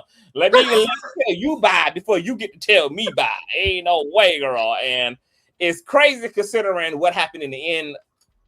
What happened in the things. It just really goes to show you how your insecurities and your projections can really have you like drowning in 3 feet of fucking water. Like, you literally in 3, girl, all you gotta do is stand up. You're fine. But you don't even know that. You don't even know that, because your fear is narrating the damn story with you. Caleb trying to temperature check with Miss 2030 vision. Kenzie is trapped between her healing and her vagina, girl, when it comes to Caleb and when it comes to Corbin. And my thing with Caleb is, girl, did the producers pay you to specifically come in here for a Kenzie? Because, girl, like, once you saw that she was hung up, it was time to get your move around on, baby. It was trying to get your motherfucking razzle dazzle on, girl, because I'm just not gonna stay watching another bitch do all that. And I gotta look out for me. Melanie don't want Corbin. He only a attractive distraction for Melanie. He's a pawn in her head game, and Corbin is just wanting another girl in his pants. Him saying that her saying no to the kiss was making him want her more. Yeah, that was data, baby. That was the data, girl. What he's there for, honey. Mel telling Anaya not to tell anyone that Corbin asked for a kiss, and then the whole goddamn villa knew in the next scene. God bless Anaya. So either Anaya told her, in the scene, they were calling her the tea queen. They were like, because they were so comfortable with her. Yeah, like, girl, this is the one who be having the tea, honey. Zach is not beating that. We already talked about this though. Zach not beating the gay allegations after trying to persuade Bryce into believing that Trinity isn't really into him. That's interesting to me. Like, you also didn't think that Kata was into him, but you also don't think that the girl he with is also into him. Because you into him. Okay, so this brings me to my theory. I got a theory. I'm being funny. I got a theory. Bryce does like Trinity, but was crushing. Oh, I meant to put this note when I was talking about this the first time. Bryce does like Trinity, but was crushing on Kata hard and needed to create space to explore that. So Bryce manufactured the narrative that Trinity might not just be into him. Because I'm just like, how you don't know that Trinity's into you, bro? Like, the girl is literally like, I want more of you. I want you to be all over me. I want you to kiss me, hug me, touch me, feed me. Like, I need my baby. Like, you know, since y'all circled the block back to each other, you know, y'all been tight like grits. So I feel like Bryce was low-key like kind of manufacturing kind of like a issue that he could use to justify moving around a little bit, because he just wasn't comfortable enough being a full-blown man and just being like, look, I'm attracted to Kata. Like, she is hot as hell, and I'm not quite ready to give up on that situation. She passed me up the first time, and the second time, like, I still need that. And look, for all I know, maybe maybe Kata rejecting him is kind of a part of why he's even interested in her, because we know that men are kind of narcissistic and men don't like to lose. And just like in the case of Corbin, like, oh, Melanie telling me no makes me want to get that yes from her even more. That might be the same type of male psychology that's behind why Bryce cannot, like, why he just cannot accept the no because he been told no. You're like, oh no, bro. Like that injured my ego. I'm gonna need that up off you now, Kata. I'm gonna need a compliment or two, boo. I'm gonna need you to lick my male ego. So yeah, that's interesting. But when I really thought about it, I was like, oh, you know what? Maybe him like acting like, oh, like Trinity just, maybe she's worried about, the age gap, or maybe she's just not into me. It's like, it's okay if you like Kata as well. You don't need an extra narrative to make it make sense. If you like it, you like it. Just say that, and then it be that. Just say that, baby. I think that's it. Let me see here.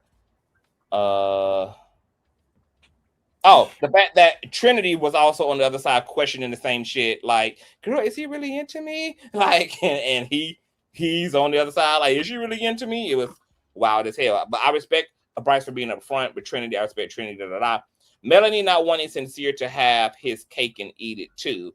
Him constantly saying to her, yes, I like Soul, but I am invested in our connection too. What in the fuck more do Melanie want?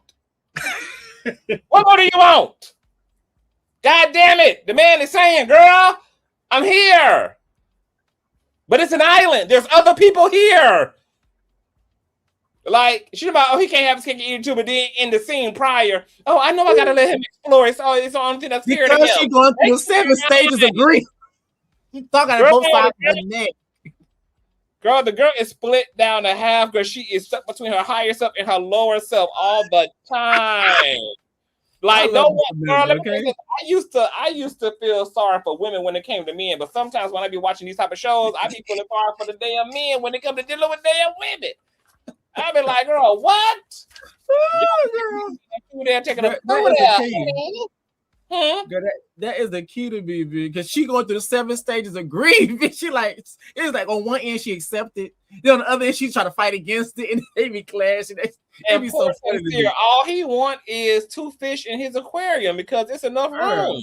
He is enough room for 2 fish. The aquarium was built for 2 fish, not one. Girl, he want his wife and he want his concubines, girl. I think that Zach taking Bryce hitting on Kata so well because Zach wants both of them and knows in the end he gonna have at least one of their asses. And that's why he more cool on the girl, because it's like a man having 2 women in the bedroom. It's like, baby, it ain't no way for me to end up unsatisfied in this situation. Because either way, I'm going home with one of them, so I'm all good, baby. I ain't got nothing to worry about. At the very least, I'm coming out with 1 out of 2. Kata shot that shit down. She was not fucking with it at all. Okay, so here's where it gets interesting for me. Hold on, are we on the episode? No, episode 8. The pie shit happened? No, we haven't gotten to that one. I ain't put a line of. Okay, hold on. I think I'm ahead because. Go ahead.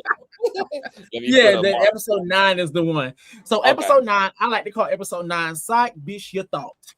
So now we're at the table talk. So Sincere and Melanie are having a conversation. Sincere apologizes. Melanie is annoyed. They define exploring and what exploring looks like for both of them. And Sincere's line about the kissing soul again. And then Melanie's like, you keep talking all that, that poetry. What's the plan? If you say you're going to work on our connection, what is the plan? Because from Melanie's perspective, it looks like he's kind of blowing her off. Anaya and Corbin are having a conversation. Corbin is irritated with Kenzie and nervous about Caleb. Bryce, Kata, Zach, and KC are having a conversation. They inform KC. Kata's friend, she friend zones Bryce, and Bryce is, and like I said, Bryce is doing it right. He is exploring. He's also being upfront and honest, but it's something about Bryce that I want to get into I'm pretty sure the next review, because it's gonna make more sense next review. So now everybody goes to bed. Kenzie is irritated because she feels her heartbeat in her vagina and she wants Corbin to come fix it, but at the same time, she's also interested or fascinated with Caleb, even though she really wants Corbin. Corbin asking for kisses, that's the reason why she is irritated. And then on top of that, Bryce apologizes for the way that he made Trinity feel in that situation. So the next morning, Sincere and Caleb have a conversation. She forgave him. Mel admits that she hurt his feelings. Kata says there is a difference between what Sincere is doing and what you have done, because what you have done is can be argued like an type of thing compared to Sincere. He's really trying to take it all the way home and really try to make you suffer, quote unquote. Mel feels calm, and she also admits that she feels calm when it comes down to Corbin compared to when she's with Sincere. She feels chaotic. Kenzie and Saul have a conversation. Girl, let's get into this, because this girl. Yeah, Kenzie and Saul have a conversation, girl. She asks Saul about her and Sincere and their connection. Kenzie is glad Sincere is open. Kenzie wants to be Saul's friend. Okay, girl, I'm gonna put a pause in there for 1 second for me. Okay, here's the thing. When it comes down, Kenzie, you think you're slick.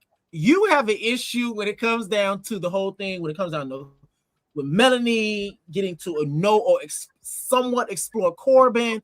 But girl, that's the reason why you even getting to know or want to be cool with Saul and like wants to be her friend, because girl, you have a hidden agenda. Because later on in the different episode, or what episode, girl, you admitted that you didn't even trust Saul and you didn't want to say things around Saul. So girl, please park it and save it.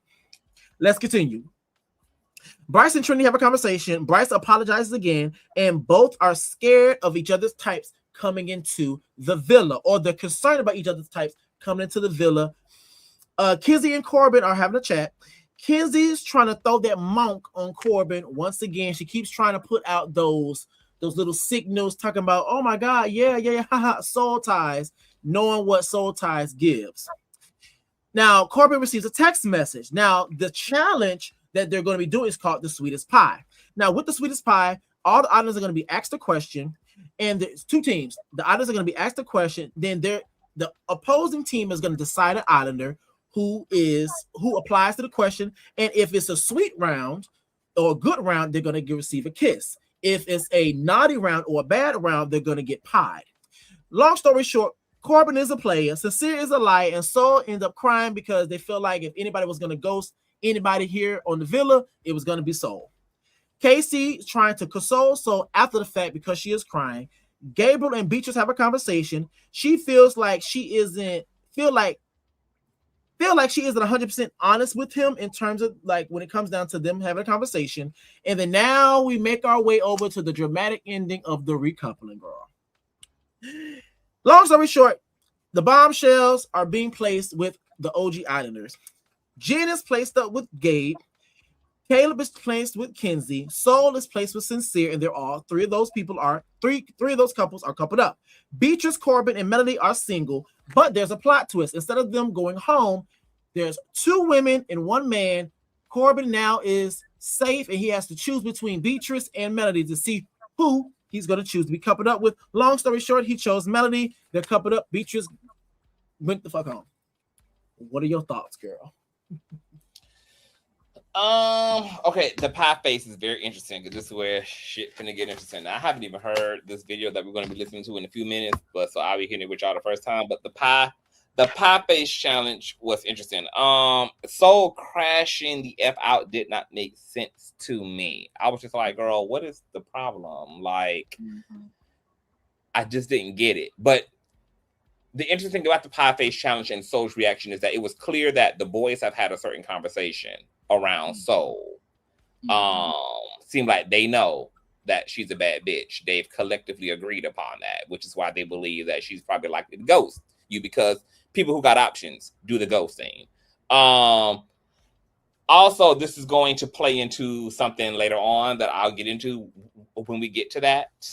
But her best friend or one of her close friends or ex-close friends came forward and the video went viral. Let's listen to Soul's alleged friend who says that Soul is faking confidence and says everyone has abandoned that girl. Let's check out this. Industry has been actively getting rejected for 3 years.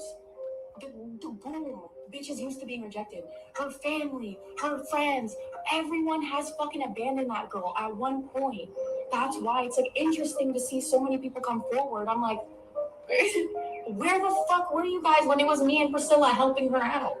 Like, I don't know, but my point is that there's so much that can be misunderstood online, but again, me standing here and defending her or talking about her personally isn't going to change people's opinion or what the fuck you see with your own eyes on TV, you know? But it's going to suck for her to hear that people think she's not used to being rejected. That girl worked and worked and worked, and same for me, the same time, because that's how we were able to survive, was having each other. The only way that she's been able to overcome anything is facing rejection. That girl does not think she's a 20 out of 10. I promise you that. I guarantee you that. She didn't in the modeling industry has been actively getting rejected for that. She did not walk up in there thinking, I'm going to be the hottest bitch. No, absolutely not. And that's why I made a podcast topic about this, actually. There's a difference between someone who's built confidence over time after being like, you know, made to feel like they're not good enough or they're not pretty or they're not, you know, conventionally attracted to people, whatever the case is that they are insecure about. It's like what was I talking about? I'm starting to get to too many topics. I get too passionate. She did not want. Okay. So that was a little bit of what the friend had to say. Now, girl, let me tell you something. If any of my friends ever caught themselves trying to help me out, and this is what that sounds like, keep the camera off, bitch. Back up off the microphone, okay? Put the podcast mic That's down. what's helping me out. Nah, I do understand because, you know, I got what she was trying to say, but it made sense to me. I'm like, okay, because it was given to me like, okay, girl, like you're having an overreaction to the situation. But if there's like insecurities there and this like perception of being like a bombshell and the it girl is not really real in all actuality, then it makes more sense now why like seemingly very flat, non-malicious, kind of teasing like a teasing somebody will like go left and just send them into a spark. Soul acted a damn fool, like a fool. I was like, girl, is you okay, sister? No, she's not. She crying. It's not that deep. So that makes sense. Caleb coupling up with Kenzie. You know, Caleb need to bust nuts, baby. So he got to go where the bus scene is going to take place, honey.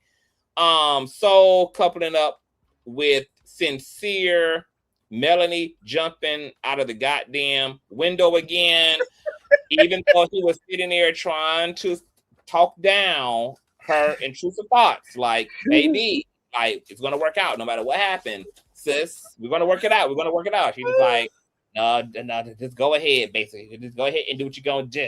Jen coupling up with Gabe and Beatrice going home. How did you feel about Beatrice? Did you feel like, damn, this is too premature, or did it make sense to you that she went home? Were you sad for her to go home? I'm waving bye. Bye. You don't like Beatrice? Beatrice? I can do with or without her, honestly. I'm not gonna say I dislike her, but to me, as of right now, she really didn't give much to the show, me personally. But I feel like, I mean, if that's the bar, I feel like in that case, I mean, she giving more than Trinity giving. Well, I guess. Well, when you say it like that, I guess it is kind of like I could do with or without her, but more without her because I do like Trinity. Because I feel like with Trinity, she actually says what people be thinking. A lot of people be thinking. Because even with the current episode, she be saying some of the stuff. We be like, "Thank you." Finally, someone on the screen is saying some of the things that a lot of America has been thinking. I think my thing when it came down to Beatrice is that I felt as if when it came to Beatrice, I felt like she tried to put on like this I'm gonna tell it how it is and all this other stuff, but I feel like that's not how she really was really on the show. I feel like it was like an act, to be honest with you. So yeah. I was not ready for her to go home. I feel like she's super unique, and I feel like she could teach the girls a thing or two because she kind of like she's doing better in that department than them in terms of just like, you know, like she understands the game. I'm not shocked though that she left. I'm gonna tell you the reason why. That they sent the only non-mammy home. That, and then also like I'm not shocked because once again, for me, I'm looking at this from a show purposes, is that I'm not shocked because there is a show and they want these motherfuckers to be in an uproar. So who are the crash outs? Who are the people? Because at the end of the day, yes, we the American people, the UK, whatever, the audience, they go on that app and they vote. But I am very much feel confident to believe that producers don't trust America that much. They don't trust America that much because a lot of people may not like Kinsey, a lot of people may not like Melanie and all these other people. People may not like certain people on the cast. But for me, the difference between me and a lot of the other people is that I may not like Kinsey, I may not like certain things that's going on in the cast, but I also recognize who's good for the show. So I wasn't surprised that since it seemed like there was more of a decline in terms of when it came down to Beatrice and her story, there was a decline in that. I think in real life I would like Beatrice, but for the show, I wasn't shocked that she left because it seemed like it was a decline in that. I think when she was getting to it with Melanie, if that would have continued and that would have been a continuous thing, like head-on collisions, I think they probably would have tried more to keep her. Because like same thing that happened with Alandria and Nick when they got because if they really wanted to keep somebody, they could easily pull one of those out the book. Hey, sorry, you've been eliminated. As soon as they walking out, oh yeah, here's this car, here's this truck. Get in. We got a plan for you. We're gonna bring you back in. So I just feel like that's the whole thing when it came out. So I wasn't really shocked, honestly. But and just like in the after show, we learned that Sean wanted Anaya. We learned that Beatrice. Like, how you pronounce it again? Like, what's her name? I'm gonna call her Bia because girl, I'll be butchering her name. Bia, we gonna call her Bia. Bia was interested in Sincere, so that added some more context to why she got Melanie ass together under the guise of standing up for Kinsey ass. Yeah, because like it's that, and I'm glad you said that because what you got just said in the chat too. That's another reason why I'm like, you're putting up bit of a front is because like I'm gonna tell it how it is, but you're not really telling how it is. Reason why you was even getting onto Melanie about Corbett is because you didn't want Kinsey on your naga, aka Gabriel. In addition to another insult to injury is that you wanted to explore Sincere and you know that Melanie was gonna have issues. That was also another reason for you to kind of get at her. So it's like, if you're gonna put yourself as the representation of I'm gonna tell it how it is, and tell it how it is. Now it's different if you didn't say that, because I'm gonna be honest with you, when most people be like kind of just exist, they do have different faces. There's certain things they say amongst their like have a kitchen table talk, and there's certain things that they'll say out in public. But when you put on this face of it doesn't matter who's around, I'm gonna say how it is and I'll say it, then you kind of put yourself to that standard that you're gonna say how it is and really stand in it. So but I wasn't shocked. Are we still on it's episode 11? It's after the recoupling.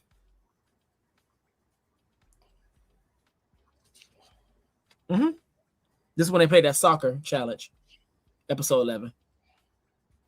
Okay, so because I got these notes. Well, this is before episode 11. So the rest of my notes say Melanie is in her no more drama bag, despite being booed up, not sleeping in the villa, struggling, doing the That's most. what the producers want. I like, girl. They're gonna say that, like, bang.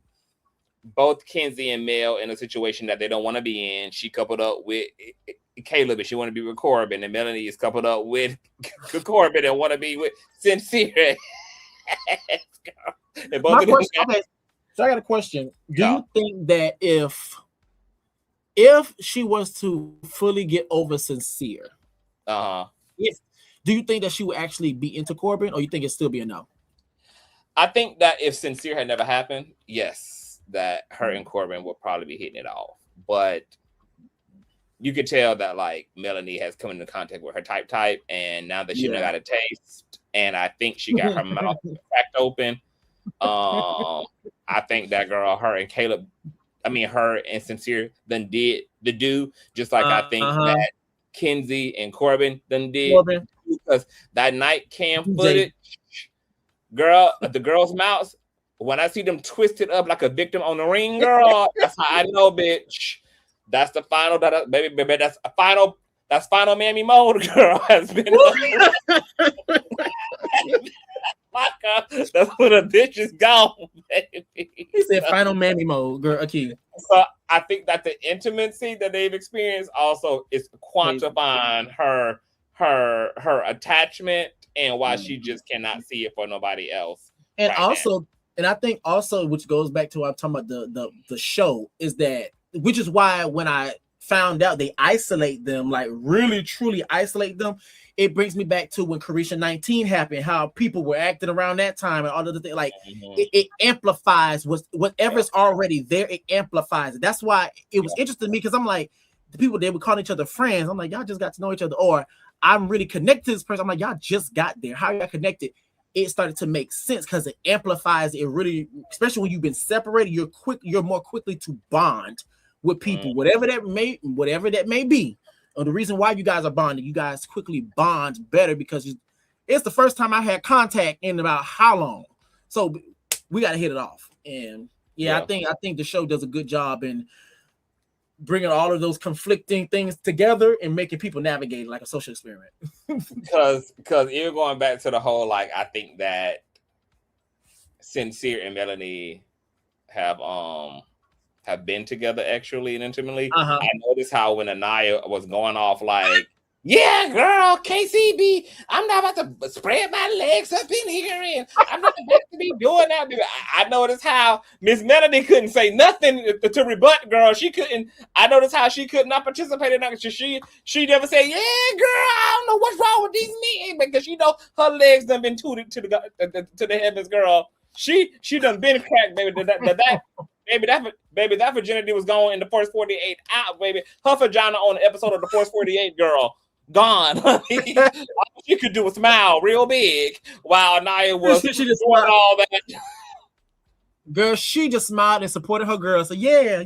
All she could do, girl, smile, but maybe smile and not judge, and hopefully not be judged in return. I was screaming. Yeah, and like Red said, it's a time warp. No clocks, no distractions, so everything is more intense. And that's why I keep bringing it up.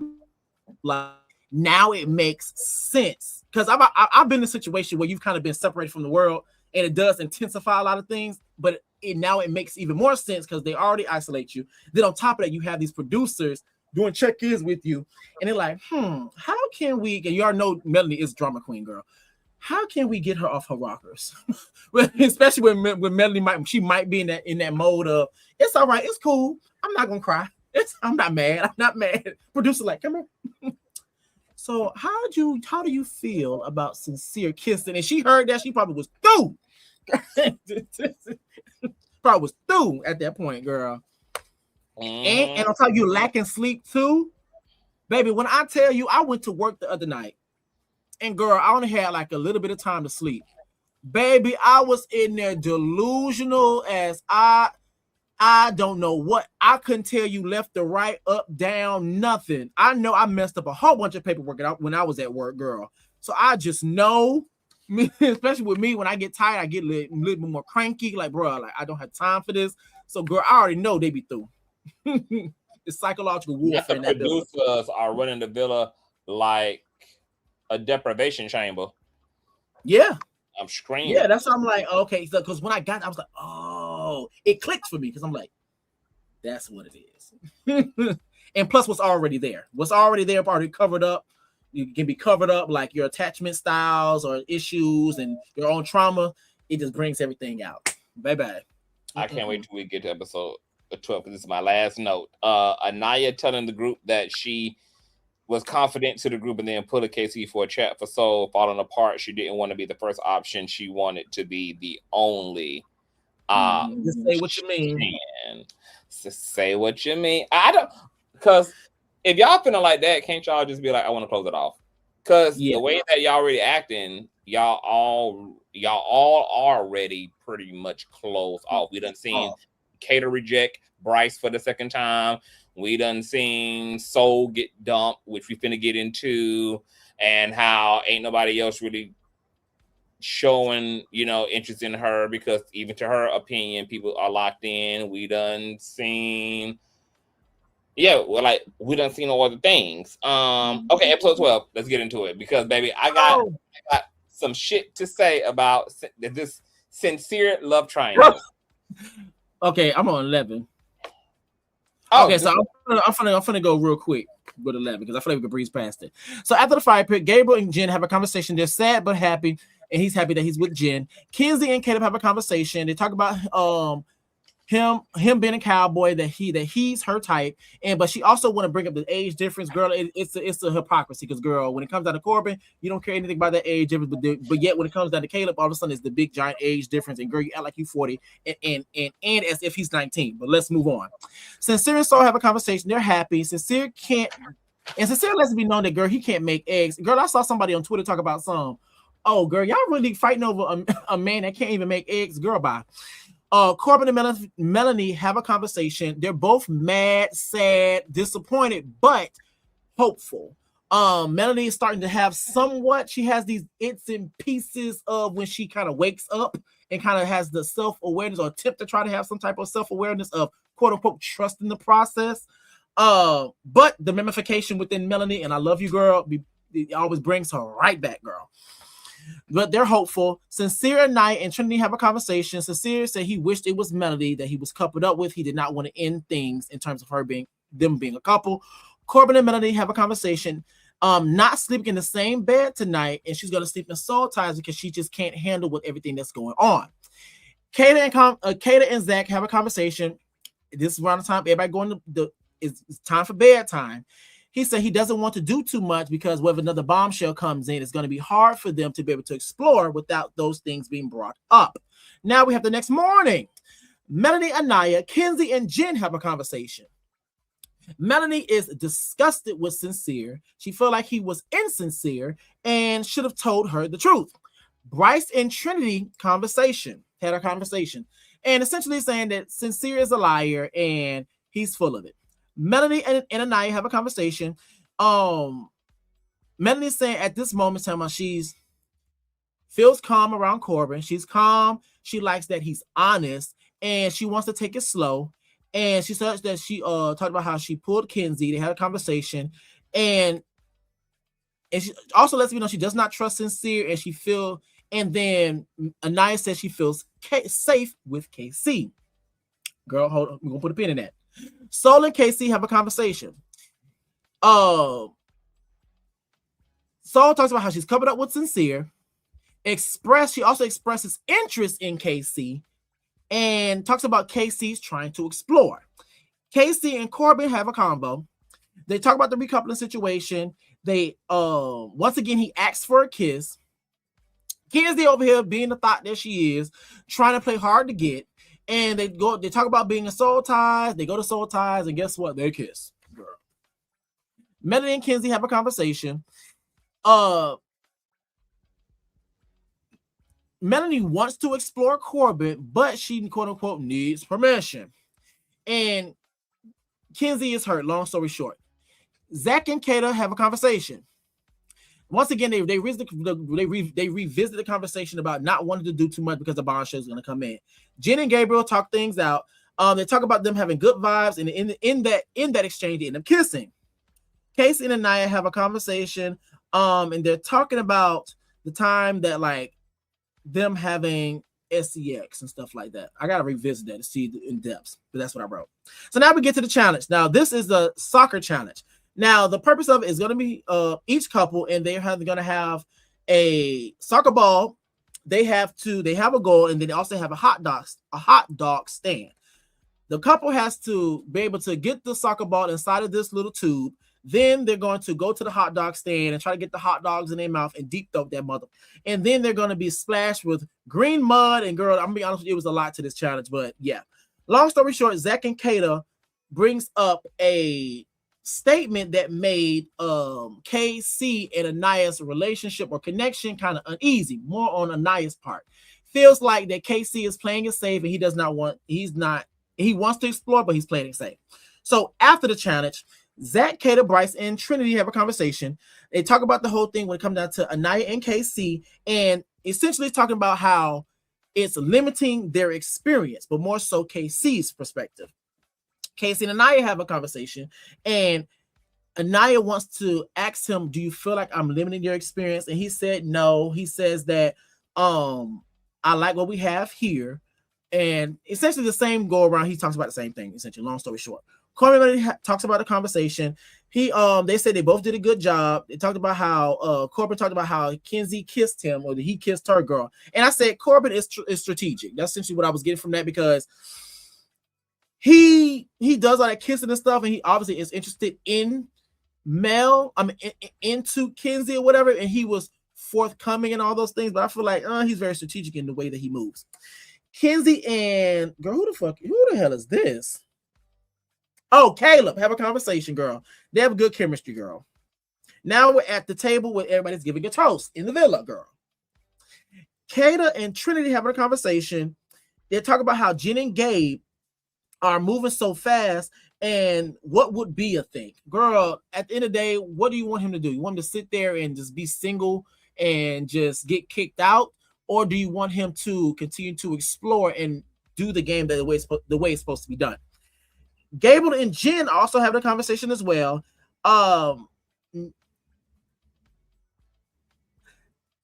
Jen says that he's not her type, but she likes his personality. I felt like she was trying to say something good, but it was worded wrong. And long story short, they end up kissing. Last three things of this episode. Melanie and Corbin are having a conversation. They talk about Corbin's background. Found out that Corbin is very creative and he's into videography, and she's very creative, and they seem to have a very common ground. And she says that she's very calm around Corbin and lets him know, and she's not as chaotic compared to Sincere, and that a three-way, it really did numbers on her. Anaya, Zach, and Kata have a conversation, and they have this conversation around Anaya not liking what Zach said, talking about the whole thing about her being the safe option, or her limiting his experience, and she wanted to get clarity on it. Casey and Soul are talking, and they talk about, kind of express, like, kind of getting to know each other a little bit. Anaya went to go pull Casey from that conversation, and they had a conversation about the safe option, and that Soul looks like his ex. And then at the end, Hideaway was announced that it was open, and Zach and Kata went to go visit Pound Town, girl. That's it. Hey, Maid, you on mute, Maid. Episode 12. Okay, episode 12. This is a continuation. So, Zach and Kata are going to the Hideaway. Trinity and Anaya are having a conversation. He reassures her, but contradicts it. That is what Anaya is expressing. That he reassures her, but it's certain things that he does that contradicts what he be telling her. Kenzie and Corbin are having a conversation. They're talking about the recoupling situation and feel like it's a very sticky situation. Caleb fit and talk about how Caleb is in a weird space. Zach and Kata have a conversation about inside of the hideaway, and they're being voted into the hideaway, and Zach is kind of having hesitation because he really don't want to do it, but he's gonna end up doing it, and they're gonna end up turning each other every which way but loose inside of their bedroom. Now, everybody's going to bed the next morning. Everybody wakes up. Anaya and Melody are having a conversation. They're talking about the way that Corbin and Kenzie had kissed. Anaya is annoyed with KC. Corbin and KC are having a conversation. They're talking about the safe option. And KC is also letting me know that they haven't done anything inside of the villa. And they also made a grandma comment not really calling Anaya a grandma, but kind of calling her a grandma. I'm going to be honest, and that was a big giant thing when it came to that. I'm going to be honest, when it comes down to the whole grandma comment, girl, I feel like there's no way to kind of feel about it. I feel like they was calling Anaya, quote unquote, our grandma because she goes to sleep early. But at the same time, in that same is the context. Yeah, and then at the same time, there's like in the same episode, Anaya was calling KC a grandpa. So I believe there's like an inside thing that they do. Like it's like an inside, and I think people just trying to take it and just run with it, girl. I kind of just like looked over it. So Bryce and Trinity are having a conversation, girl, and they talk about how Kenzie is a loose cannon and she can't control her vagina. I'm gonna be honest with you, I kind of edited that last part, but that's what I got from that. Kenzie and Caleb are having a chat. They talk about the kiss between Corbin and Kenzie. They're talking about it, and Caleb is very understanding. You know what I found out too, and which is another reason why I don't mind people a little bit crashing out. It seems to me, from which I watch the shows, it seems as if the more understanding the people are in the villa, the more they get kind of pushed to the side. I don't know, maybe it's just the psychology of when people see people are actually kind of upset that you may be exploring or upset about certain things, it comes off like people read this like, oh my God, they actually care about me. Compared to some people like, you know what, this is the experience. I'm gonna let you explore and stuff like that. It seems like when people are understanding or too understanding, they kind of get pushed to the side. But I'm gonna continue. Now, where the hell was I at? Okay, here we go. The men are working out. The women are saying that this is their favorite show. Zach and Kata end up leaving for the hideaway. The girls are happy. The boys are happy. Kenzie told this lie. Well, I don't know if it's a lie or not, but I think it's a lie. Talking about she hasn't had no DICK in a year and a half. And to be completely honest, I kind of believe it because the way she was doing them splits when everybody was enjoying themselves, girl. That's probably the reason why she want to get cracked now. Melanie and Caleb are having a convo. Melanie is very calm and talks about the Kenzie kiss. Caleb feel like he's in a very weird spot, and Melanie feels like she still has feelings for Sincere, but she just have her issues with him. Kenzie and Jen, they're conversating it down boots, baby. They talk about the Corbin kiss and wants to be honest with Caleb. That's what Kenzie wants to do. But girl, we're gonna see how that's gonna play out, girl. Corbin and Melanie are talking it out, and they talk about the kiss between Kenzie and Corbin once again. And he wants to know if she's gonna sleep in the bed with him tonight. Girl. Trinity, Bryce, Soul, and Sincere, they play Never Have I Ever. And long story short, we find out that Trinity is the freak bitch of one of the freak bitches of the cast, because I'll be over here giving out foot jobs and giving out blow jobs behind her mama's back. Anaya and Melody are having a conversation, and Anaya says her frustrations with KC is that he's never really serious, and she says it bothers her sometimes when he'll make certain comments. In addition to, she says she does not like that he's like overly freaked out, and that she wants to take it slow, and she does not want to just open her legs up on camera, and she wants to take it slow. Sincere and Soul are talking it out, and Sincere wants to speak with Melanie and wants to clear the air and wants to get some clarity. Kenzie and Jen are having a chat. Girl, Kenzie is over here spiraling out of control because she feel like Corbin better pull her, because if he doesn't, she is so done with him. Girl, you're not. Anaya and Casey are having a conversation. Talks about Casey laughing and his reactions and stuff. Talking about the whole thing of Anaya, quote unquote, being his safe option, and also talked about how that girl, you're not my safe option, you're my first option. Trinity, Kata, and Gabriel are talking things out. They're having details about Jen and Gabriel's connection.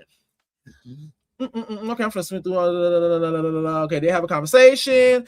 Okay, so Sincere and Melody have the conversation. He wanted to check up on her. He said he never wanted to close the doors, and they miss each other. And then the last thing that happened is Kenzie and Corbin, they have a conversation. They kiss again. They want to keep a secret. They're shacking up and they kissed. And the last thing is Gabriel and Caleb are having a conversation and say he's not worried because Kenzie is truthful with her line ass. What are your thoughts, girl? Not with her line ass. All right. Producers, girl. They said, let's motherfucking do this. Kata and Zach got to have SEX in the hideaway. Them toes, baby. To me, I don't know how you feel, but to me, Zach energy seemed to shift by a few meters. It wasn't a loud shift, but it seemed like there was a shift. And remember when I told y'all earlier on to remember Zach saying that he already feels like he's in a relationship and it's already stressing him out? Mm-hmm. Well, the irony of him also getting out of the hideaway and then expressing to the boys that he feels like, girl, I hope us doing this don't bring on more responsibility, and I hope that this don't make things more serious than what they already are. And honestly, my mouth is on the floor because why in the hell would you have sex then if you don't want things to get more serious? Sex with a woman is probably one of the easiest ways to make things more serious. And it's interesting to me how people be wanting to feel safe emotionally while doing things physically that bring on that danger zone. Or is this the upside downness of men to think one way in their head and then another way in their pants? Like, well, I'm a man, so of course I'm going to slut it out and indulge because I ain't got no sexual discipline, even though in my head I know I don't really want to be locked down and I don't really want to play husband and I don't want none of the other consequences that come with having SEX, potentially a child, etc., a woman moving deeper into her attachment, etc. But I'm going to choose the lesser of the two evils and go ahead and hit that. And did. Okay, so that was fascinating. So I feel like Kata need to wake up at this point. It's already bad enough that Trinity has to pry your man out of her bed. And then on top of that, girl, because see, I know that Kata, the problem with Kata is that Zach is smart enough to keep having these conversations amongst the boys. So Kata not getting access to none of these comments because they're being said kind of outside of her.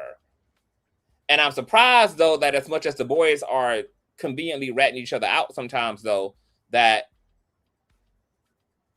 Zach ain't been ratted out yet. Because they done ratted out KC for his ex looking like. So why nobody has ratted out Mr. Zach yet? Because I feel like that goes to show kind of what I was thinking earlier. It kind of, especially with the recent episodes, I'm really thinking now when it comes down to Zach and Bryce, they're playing the game. Like that's why I think that now it's intentional when they talk about KC, because that's why I was like, who are the strongest couples? Oh, But I think when it came down to Sincere, he was telling Anaya, I think he really does like Anaya as a friend. So I think he was genuinely trying to put her up on game. Like, just so you know, just keep this in mind. Just don't say nothing, but I just want to let you know, keep this in mind. But I think when it comes down to Zach and Bryce, like I keep saying with the recent episodes, I think they are playing the game. And I think they know. I think, and I would say even with Zach, because he kind of did it with Bryce. I don't think she's really into you like that. But the thing is, like, I think when it comes down to it don't seem like they see that at night, they're like, that's from outside looking in, I look really strong. We're gonna have to break that up, or we're gonna start to cause some tension a little bit. That's what I feel. But that's what I'm saying. Like, it don't feel like they're on the same page because he also trying to sabotage Bryce, unless Zach is just a super villain in the whole thing. Like, he got an alliance with Bryce while also got his own ulterior motives outside of his alliance as well, because he's trying to sabotage that goddamn man too. It's wild. So yeah, I'm scared for Kata. She needs to be moving around as well. These couples are way too comfortable. All of them are way too comfortable. Casey and Anaya, y'all need to move around a little bit. At least Sincere and Melanie done moved around, girl. They done got their hard part out of the way, out of the damn way. Jen and Gabe. Now, mind you, I haven't watched episodes after this, so I know that people done went home already. And Bombshells went home. OGs done went home. Well, not OGs, but Bombshells done went home. So I know that there's been change. I can't wait to catch up. But yeah, it need to be some moving around. I think with this cast, what really is gonna shake it is that Casa Amor. I think that Casa Amor is gonna blow the lid off. Yeah, it's gonna blow the lid off because everybody's already quote unquote attached, and people want to explore, but they don't want to do it. I think the separation from the OG girls and the OG boys, that separation with new faces. Oh, baby. Melanie's gonna go to cardiac arrest. Anaya might or might not go to cardiac arrest. We don't know. Girl, KC might have his fun. Like, girl, we don't know. Baby, this is gonna be fun. I can't wait to Sunday. Let's talk about the Kenzie, Corbin, and Caleb triangle, because I had peep game. Kenzie spiritually is at a crossroads because the universe is giving her the opportunity to actually choose her healing and not her vagina. She obviously has felt that miserably, girl, okay? So she will be getting that work again from the universe in terms of a full-on ego death, bitch, okay? Since she didn't want to heal, whole time for you to die again, okay? So her sob story is coming. And then because, everybody been excited for Caleb to come into the house because of how Kenzie just been so Southern man. I need to meet a Southern gentleman. I need my cowboy down. A cowboy done came, but she been stuck on stupid with Corbin.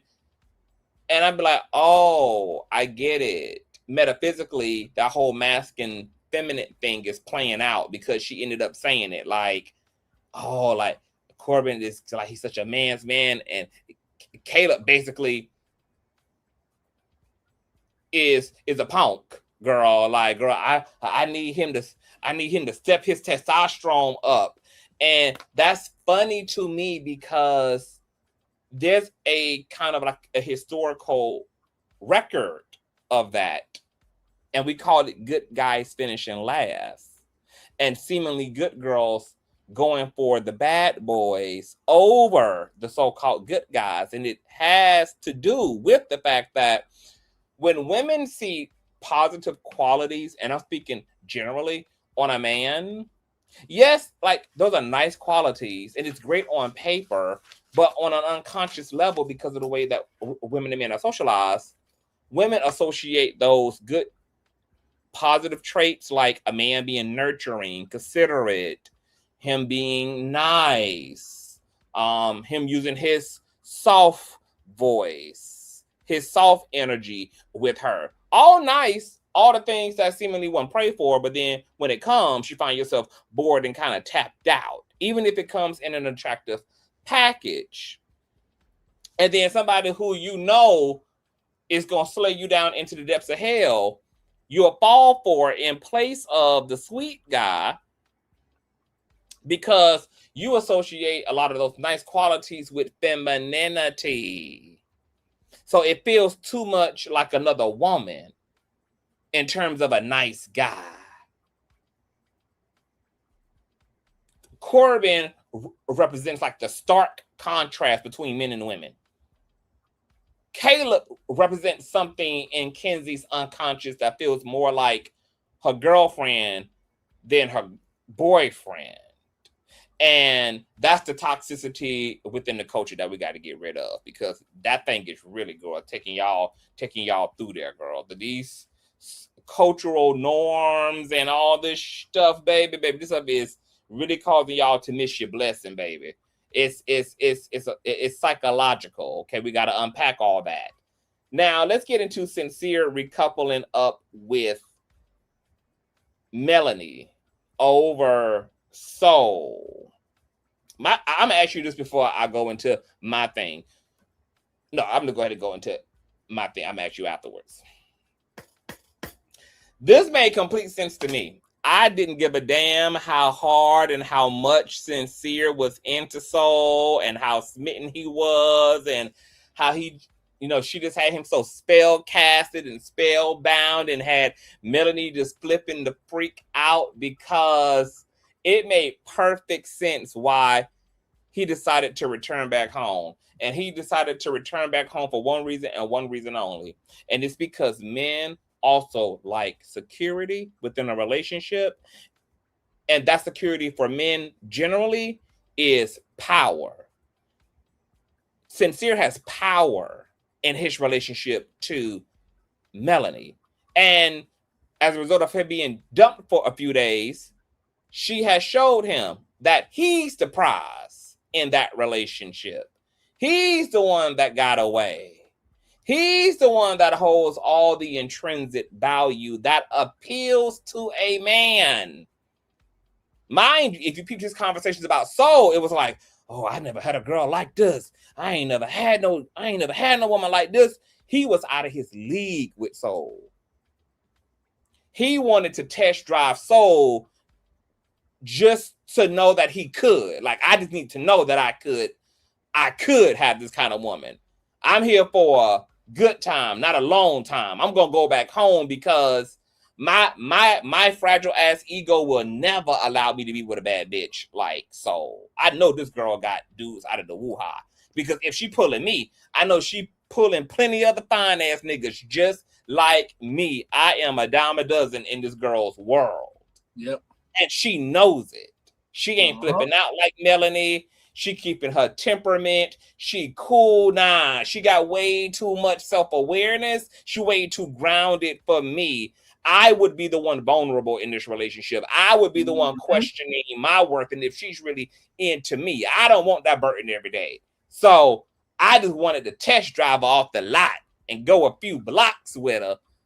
I was never, to his point, I was never going to give up on Melanie. Yeah, because why would you? I know what's psychologically at work with your attraction to Melanie versus your attraction to Soul. So when he chose Melanie, it made sense. I'm like, Melanie, I know you think this is a victory, but unfortunately, girl, you in even more damn danger as a result of him choosing you because, yeah, he about to love bomb you down with the, oh, I miss you, and because you pressed and dizzy, of course, you just happy to have your man back home, girl. Okay, her baby.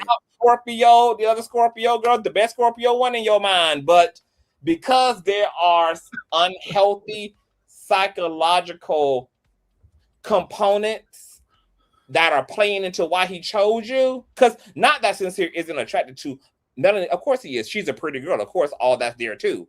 But he has the added sauce on it. He has the added gift on top of that of also knowing his ego is safe with male. Yeah. And see, if you also listen to his conversation around male, that was about to be his issue with her too. When he was talking, I think either to Anaya or the guy, that he was like, I'm doing too much running behind her. I don't like that. Yeah. It's more like, this is about her than about me. So when he put the pressure on by going for male, it did, for Soul, it did what it was supposed to do. It brought out the reality of male. It made her desperate. It made her vulnerable. It made her needy. It made her all the things that he needed a woman to be. Mm-hmm. Yeah, so he got what he needed in the end. And I'm curious to know how that's going to work out for them, because male also is so far away from any genuine sense of self-esteem and well-being that until she does that shadow work, girl, it's nothing can be promising in terms of a relationship. Yep. So I'm expecting it not to work, period. She too toxic, and he toxic. Why he want to be with her is too low vibrational. He want to be with her to serve his ego, and she wants to be with him to prove something about her ego.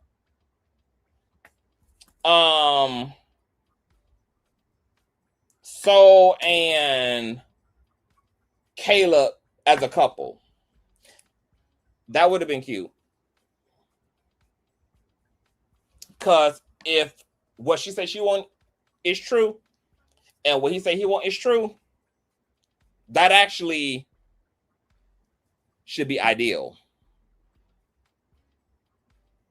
Somebody who ready, somebody who willing, and somebody who able, baby. If that's both of they true tea, that should be a good thing going. Kenzie derailing girl code with Melanie by going behind her back with Corbin. So Girl. that DJ vagina. I'm happy that Kenzie is back home so that she can get off of America's hit list, because the way that America was galvanizing, girl, a third world plan to get Ken's ass up off of damn Love Island, girl. Hopefully by her now not having to do Dutch and her not having to play no Ronnie Ho games, hopefully she's back in a safe space before the American people, because now she ain't gotta be on no bush. So we'll see how that works out in the long run. Even though I'm scared for Kenzie, because obviously that's going to be a train wreck the same way that the end game of Melanie and Sincere is going to be a train wreck. But at the very least, she going to act right socially because she where she want to be. Your final thoughts. Only thing with Kenzie is that she's playing the game right. It's just that she's a hypocrite. Like, she wants the girls to, like, for one, like, this is another thing too. Every new bombshell does not belong to Kenzie. I'm sorry. A bombshell comes in, yeah, you may have first dibs at the time because you didn't have no one, but they don't belong to you. Like, and the issue that I be having with Kenzie is that you want something from the other girls or other people that you're not giving back. And that right there be like the double-edged sword when it comes down to Kenzie. I love Kenzie for the show. I think that she needs to stay around for a long time on the show. At least let her get to movie night, because when these people be on movie night, you already know what type of clips they're gonna come up. Especially the thing of, oh, we gonna kiss, but we ain't gonna tell nobody. Girl, we need that. I need that. When Casa, Zach, Kenzie, but probably not Kenzie, but Kenzie, Corbin, I might believe KC. I believe all four of them go act a plum fool. I think so. Casey might be a little restrained, or he might hold back a little bit, but at the same time, he said, I think all four of them go act a plum fool with Casa more happens. I think Sincere, he gonna explore but with everything that we just said, I think he's gonna go back to Melanie. And I think vice versa. I'll be shook if both of them come with bombshells and actually go through with it, to be honest with you. Sincere and Melanie. I'm like, oh, especially Melanie. I'm like, oh, this girl. I said, okay. Melanie ain't going nowhere, baby. She locked in. Her baby. All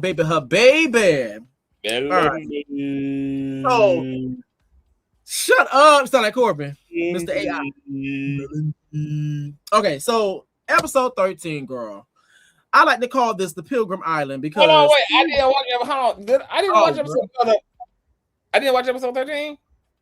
That's why I had put 12. Hold on. Look. Let me see something. Now we're gonna cap it here, girl. Cause let's hold because we done did what 6, 7, 8, 9, 10, 11, 12. Girl, we did 7. We reviewed 7 episodes. About to review the 8th. Hell no.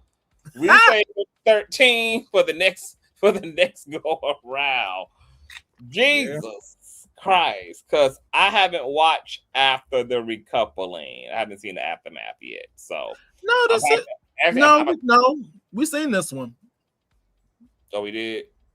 We seen this one. Well, we already low-key had talked about. I'm talking about because they are, because this is the Pilgrim Island. Because this is when Kenzie and and her Pepperidge Farm scarf that we were talking about, girl. Oh yeah. Hold Who on. over there hollering? So Caleb and Soul are together in that episode. Remember, okay, so this is the episode when they wrote the letters.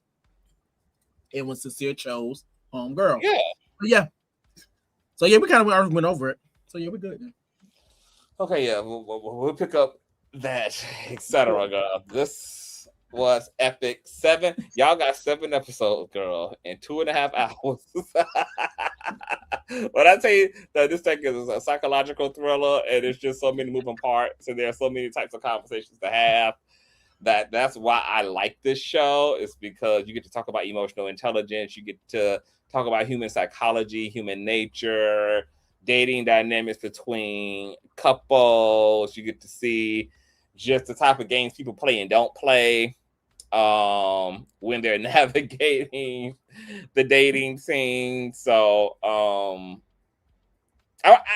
really feel like this season really picked up and really kind of gave like a middle finger to the country, because people were really expecting this season to fail, and they are the highest rated season so far. And yeah, they got people in a chokehold. Like, these are some characters on the show, some whole characters, and I can see some of these people having like very successful careers already after. Like, I can see the Corbin having like he has a brandable face and personality. He kind of reminds me of like a more upbeat version of Rob. Like, there's something kind of like very chill and kind of stoic, but he has a bit more personality than Rob, but both of them are equally attractive.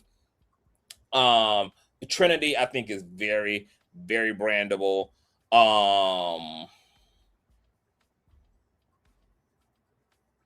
Sincere, obviously, is going to have a great career if he wants to pursue a great career after this in entertainment and media. I think that this season has produced, like, it's producing its fair share of stars. Even like Soul, even though she's been short-lived, I think like she's made enough impact to be able to carry and pick up some steam and kind of hit the ground running if she wants that for herself. KC, very brandable. Like, KC just has an adorability factor that can just work in so many ways, like such the boy next door.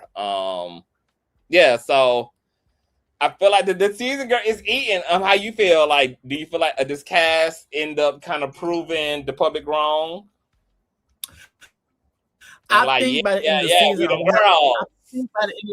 I think by the end of the season, I would have more of a definite answer. I think right now, because I've also seen the criticisms, the only thing they don't like about this cast is that they're quote unquote playing it safe, or for the way that someone really broke it down, they're terrified.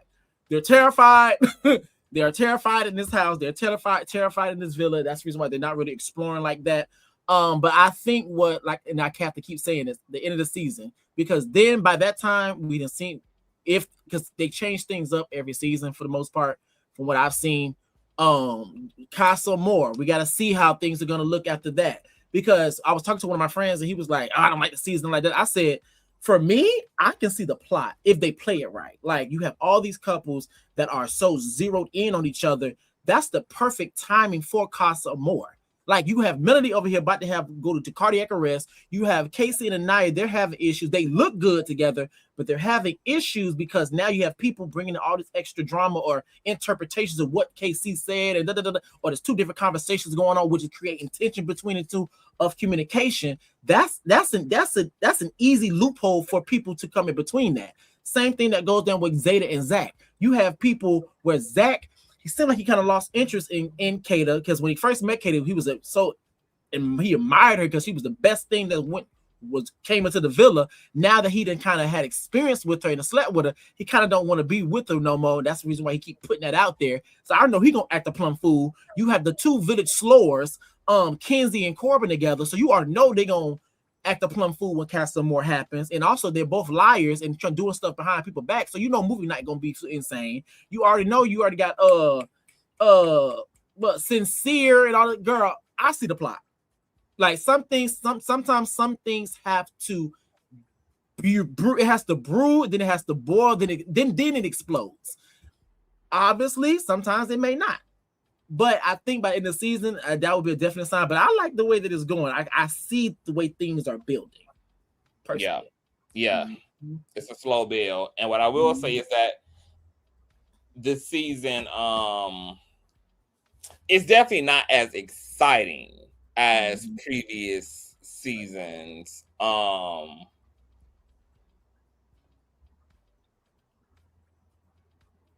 Because baby, them people were in the trenches past few seasons, girl. A whole bunch of Melanies, B. Some people did not seem to have any type of camera awareness or social awareness, baby. They was in it, honey, thick. So, yeah, like it's not as exciting as the previous, but it's still entertaining enough, and it's crazy enough. And we are still early on in the process, so did this thing crank up there? It can continue to crank. Continue to crank. That's Soldier Boy. So I'm excited. I'm plugged in. I'm actually excited to watch the remainder of the episodes tonight because obviously I got a lot to catch up on. What episode is the season on right now? They just had an After Sun tonight. So well, you already know Soul and Gabriel. Yeah. That's the last one. That's 16. So 16. Oh yeah. So I got like 5 episodes to watch. My God, today on period. So I'm about to go do that. Make sure you guys subscribe to Reckless the Logicc at Reckless 2Cs on YouTube, and what's it on IG? It's Reckless Logicc. Looks like my screen. Well, my tag name, but instead of an O, it's gonna be an X with 2 C's. I'm gonna be now Red. You said you see Trinity winning. I'm gonna be honest. I would love to see Trinity win, but I don't want her with Bryce though, because I feel like, and this also goes. I'm gonna say this. I'm gonna leave it alone. It also feels like the whole thing. What you said, talk about. You feel like he likes her. I feel like he likes her, but I feel like as well too. Like she's a second option. But also too, I wouldn't even be surprised if he does a thing where they make it to the finals and now they have to choose who's gonna keep and who's gonna go, and he takes the money. I would, because he's. The way that I'm viewing him now, he's really playing. I'm telling you why we probably won't ever really get somebody who's gonna do that, because they gotta have a life after this. And people know how invested these fans are, and they know that they will probably not ever be able to enjoy social media again if they behaved in that way. So I don't really see nobody bold enough ever to take the money, even if they want to. and I think that because of people coming onto the show, seeing kind of how previous seasons have played out, that people know that there's actually more equity and actually staying together for the sake of the public than at least for a little bit. So I think people are going to be more inclined to play the game. It's going to be interesting to see if Anaya and KC can hold on to each other, because America is really wanting them to win right now too. An astrologer girl, apparently she's been right so far. They said they're gonna go their separate ways, Akasa more apparently. So I'm gonna see how true it is. Honestly, now that they say it, I can see them more as friends. And I don't want them together because I know that she ain't really feeling him like that. I can see them better as friends. It's her second preference, just like Trinity is Bryce's second preference. Corbin is Melanie's second preference. KC is Anaya, and it's really a shame because in an ideal world, they're perfect together. An ideal world, it looks good together. It makes sense. Like she's a nice girl, he's a nice guy. They could have that whole Michelle and Barack thing going for them, but unfortunately, Anaya's psychology too toe up. She want her in exotical. Now, I'm not gonna lie, we're gonna gag if she get her if she do bring a bombshell, he like a dark skin, like a different version of Casey. I'm like, oh. That'd be interesting. But I just can't wait for Kyle. She was getting on my nerve like the past few episodes. She's like, on one hand, you telling the man he doing too much. He too touchy-feely. He too over you. But then, at the same time, have the nerve to question whether he really wants you. Girl, make mother sense. Like you the only one damn confused, and you so goddamn confused and caught up in your own emotions, padded room that you think it's him who confused. No, ma'am, it's you, girl. You're the one, girl. Your brain taking you through there, and if that astrologist is right, like you said, you know she gonna miss her blessing. And sometimes you do when you toe up. That's why it's best to do your work, baby, because you don't know when God gonna send you your shit. So when so you want to stay ready, so you ain't got to get ready, or you mess up the opportunity to have gotten ready because you were just waiting around playing with your shadow work. That's my motivation to always do my work, because you don't know when God gonna give you your shit or give you the rest of your shit. And you want to be on ready, baby, so that you don't blow it when it's lights, camera, and action for your blessing. Get ready. Stay ready. Yeah.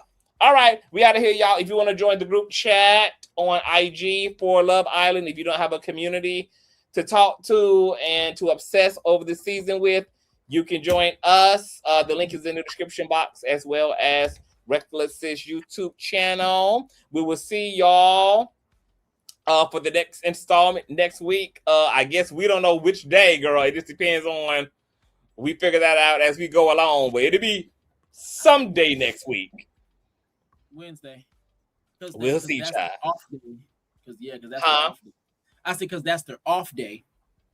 That's the day that they don't post or have an episode coming out. Yeah. All right. We love y'all. We'll see y'all later. Peace. Oh, and tag if you find your favorite parts in the commentary, honey, clip it. You can put it up on Facebook, put it up on TikTok, put it up on YouTube, tag us, etc., honey. Tag Love Island, tag the contestants, the Islanders, etc. Do all the things, honey. Do what supporters do. We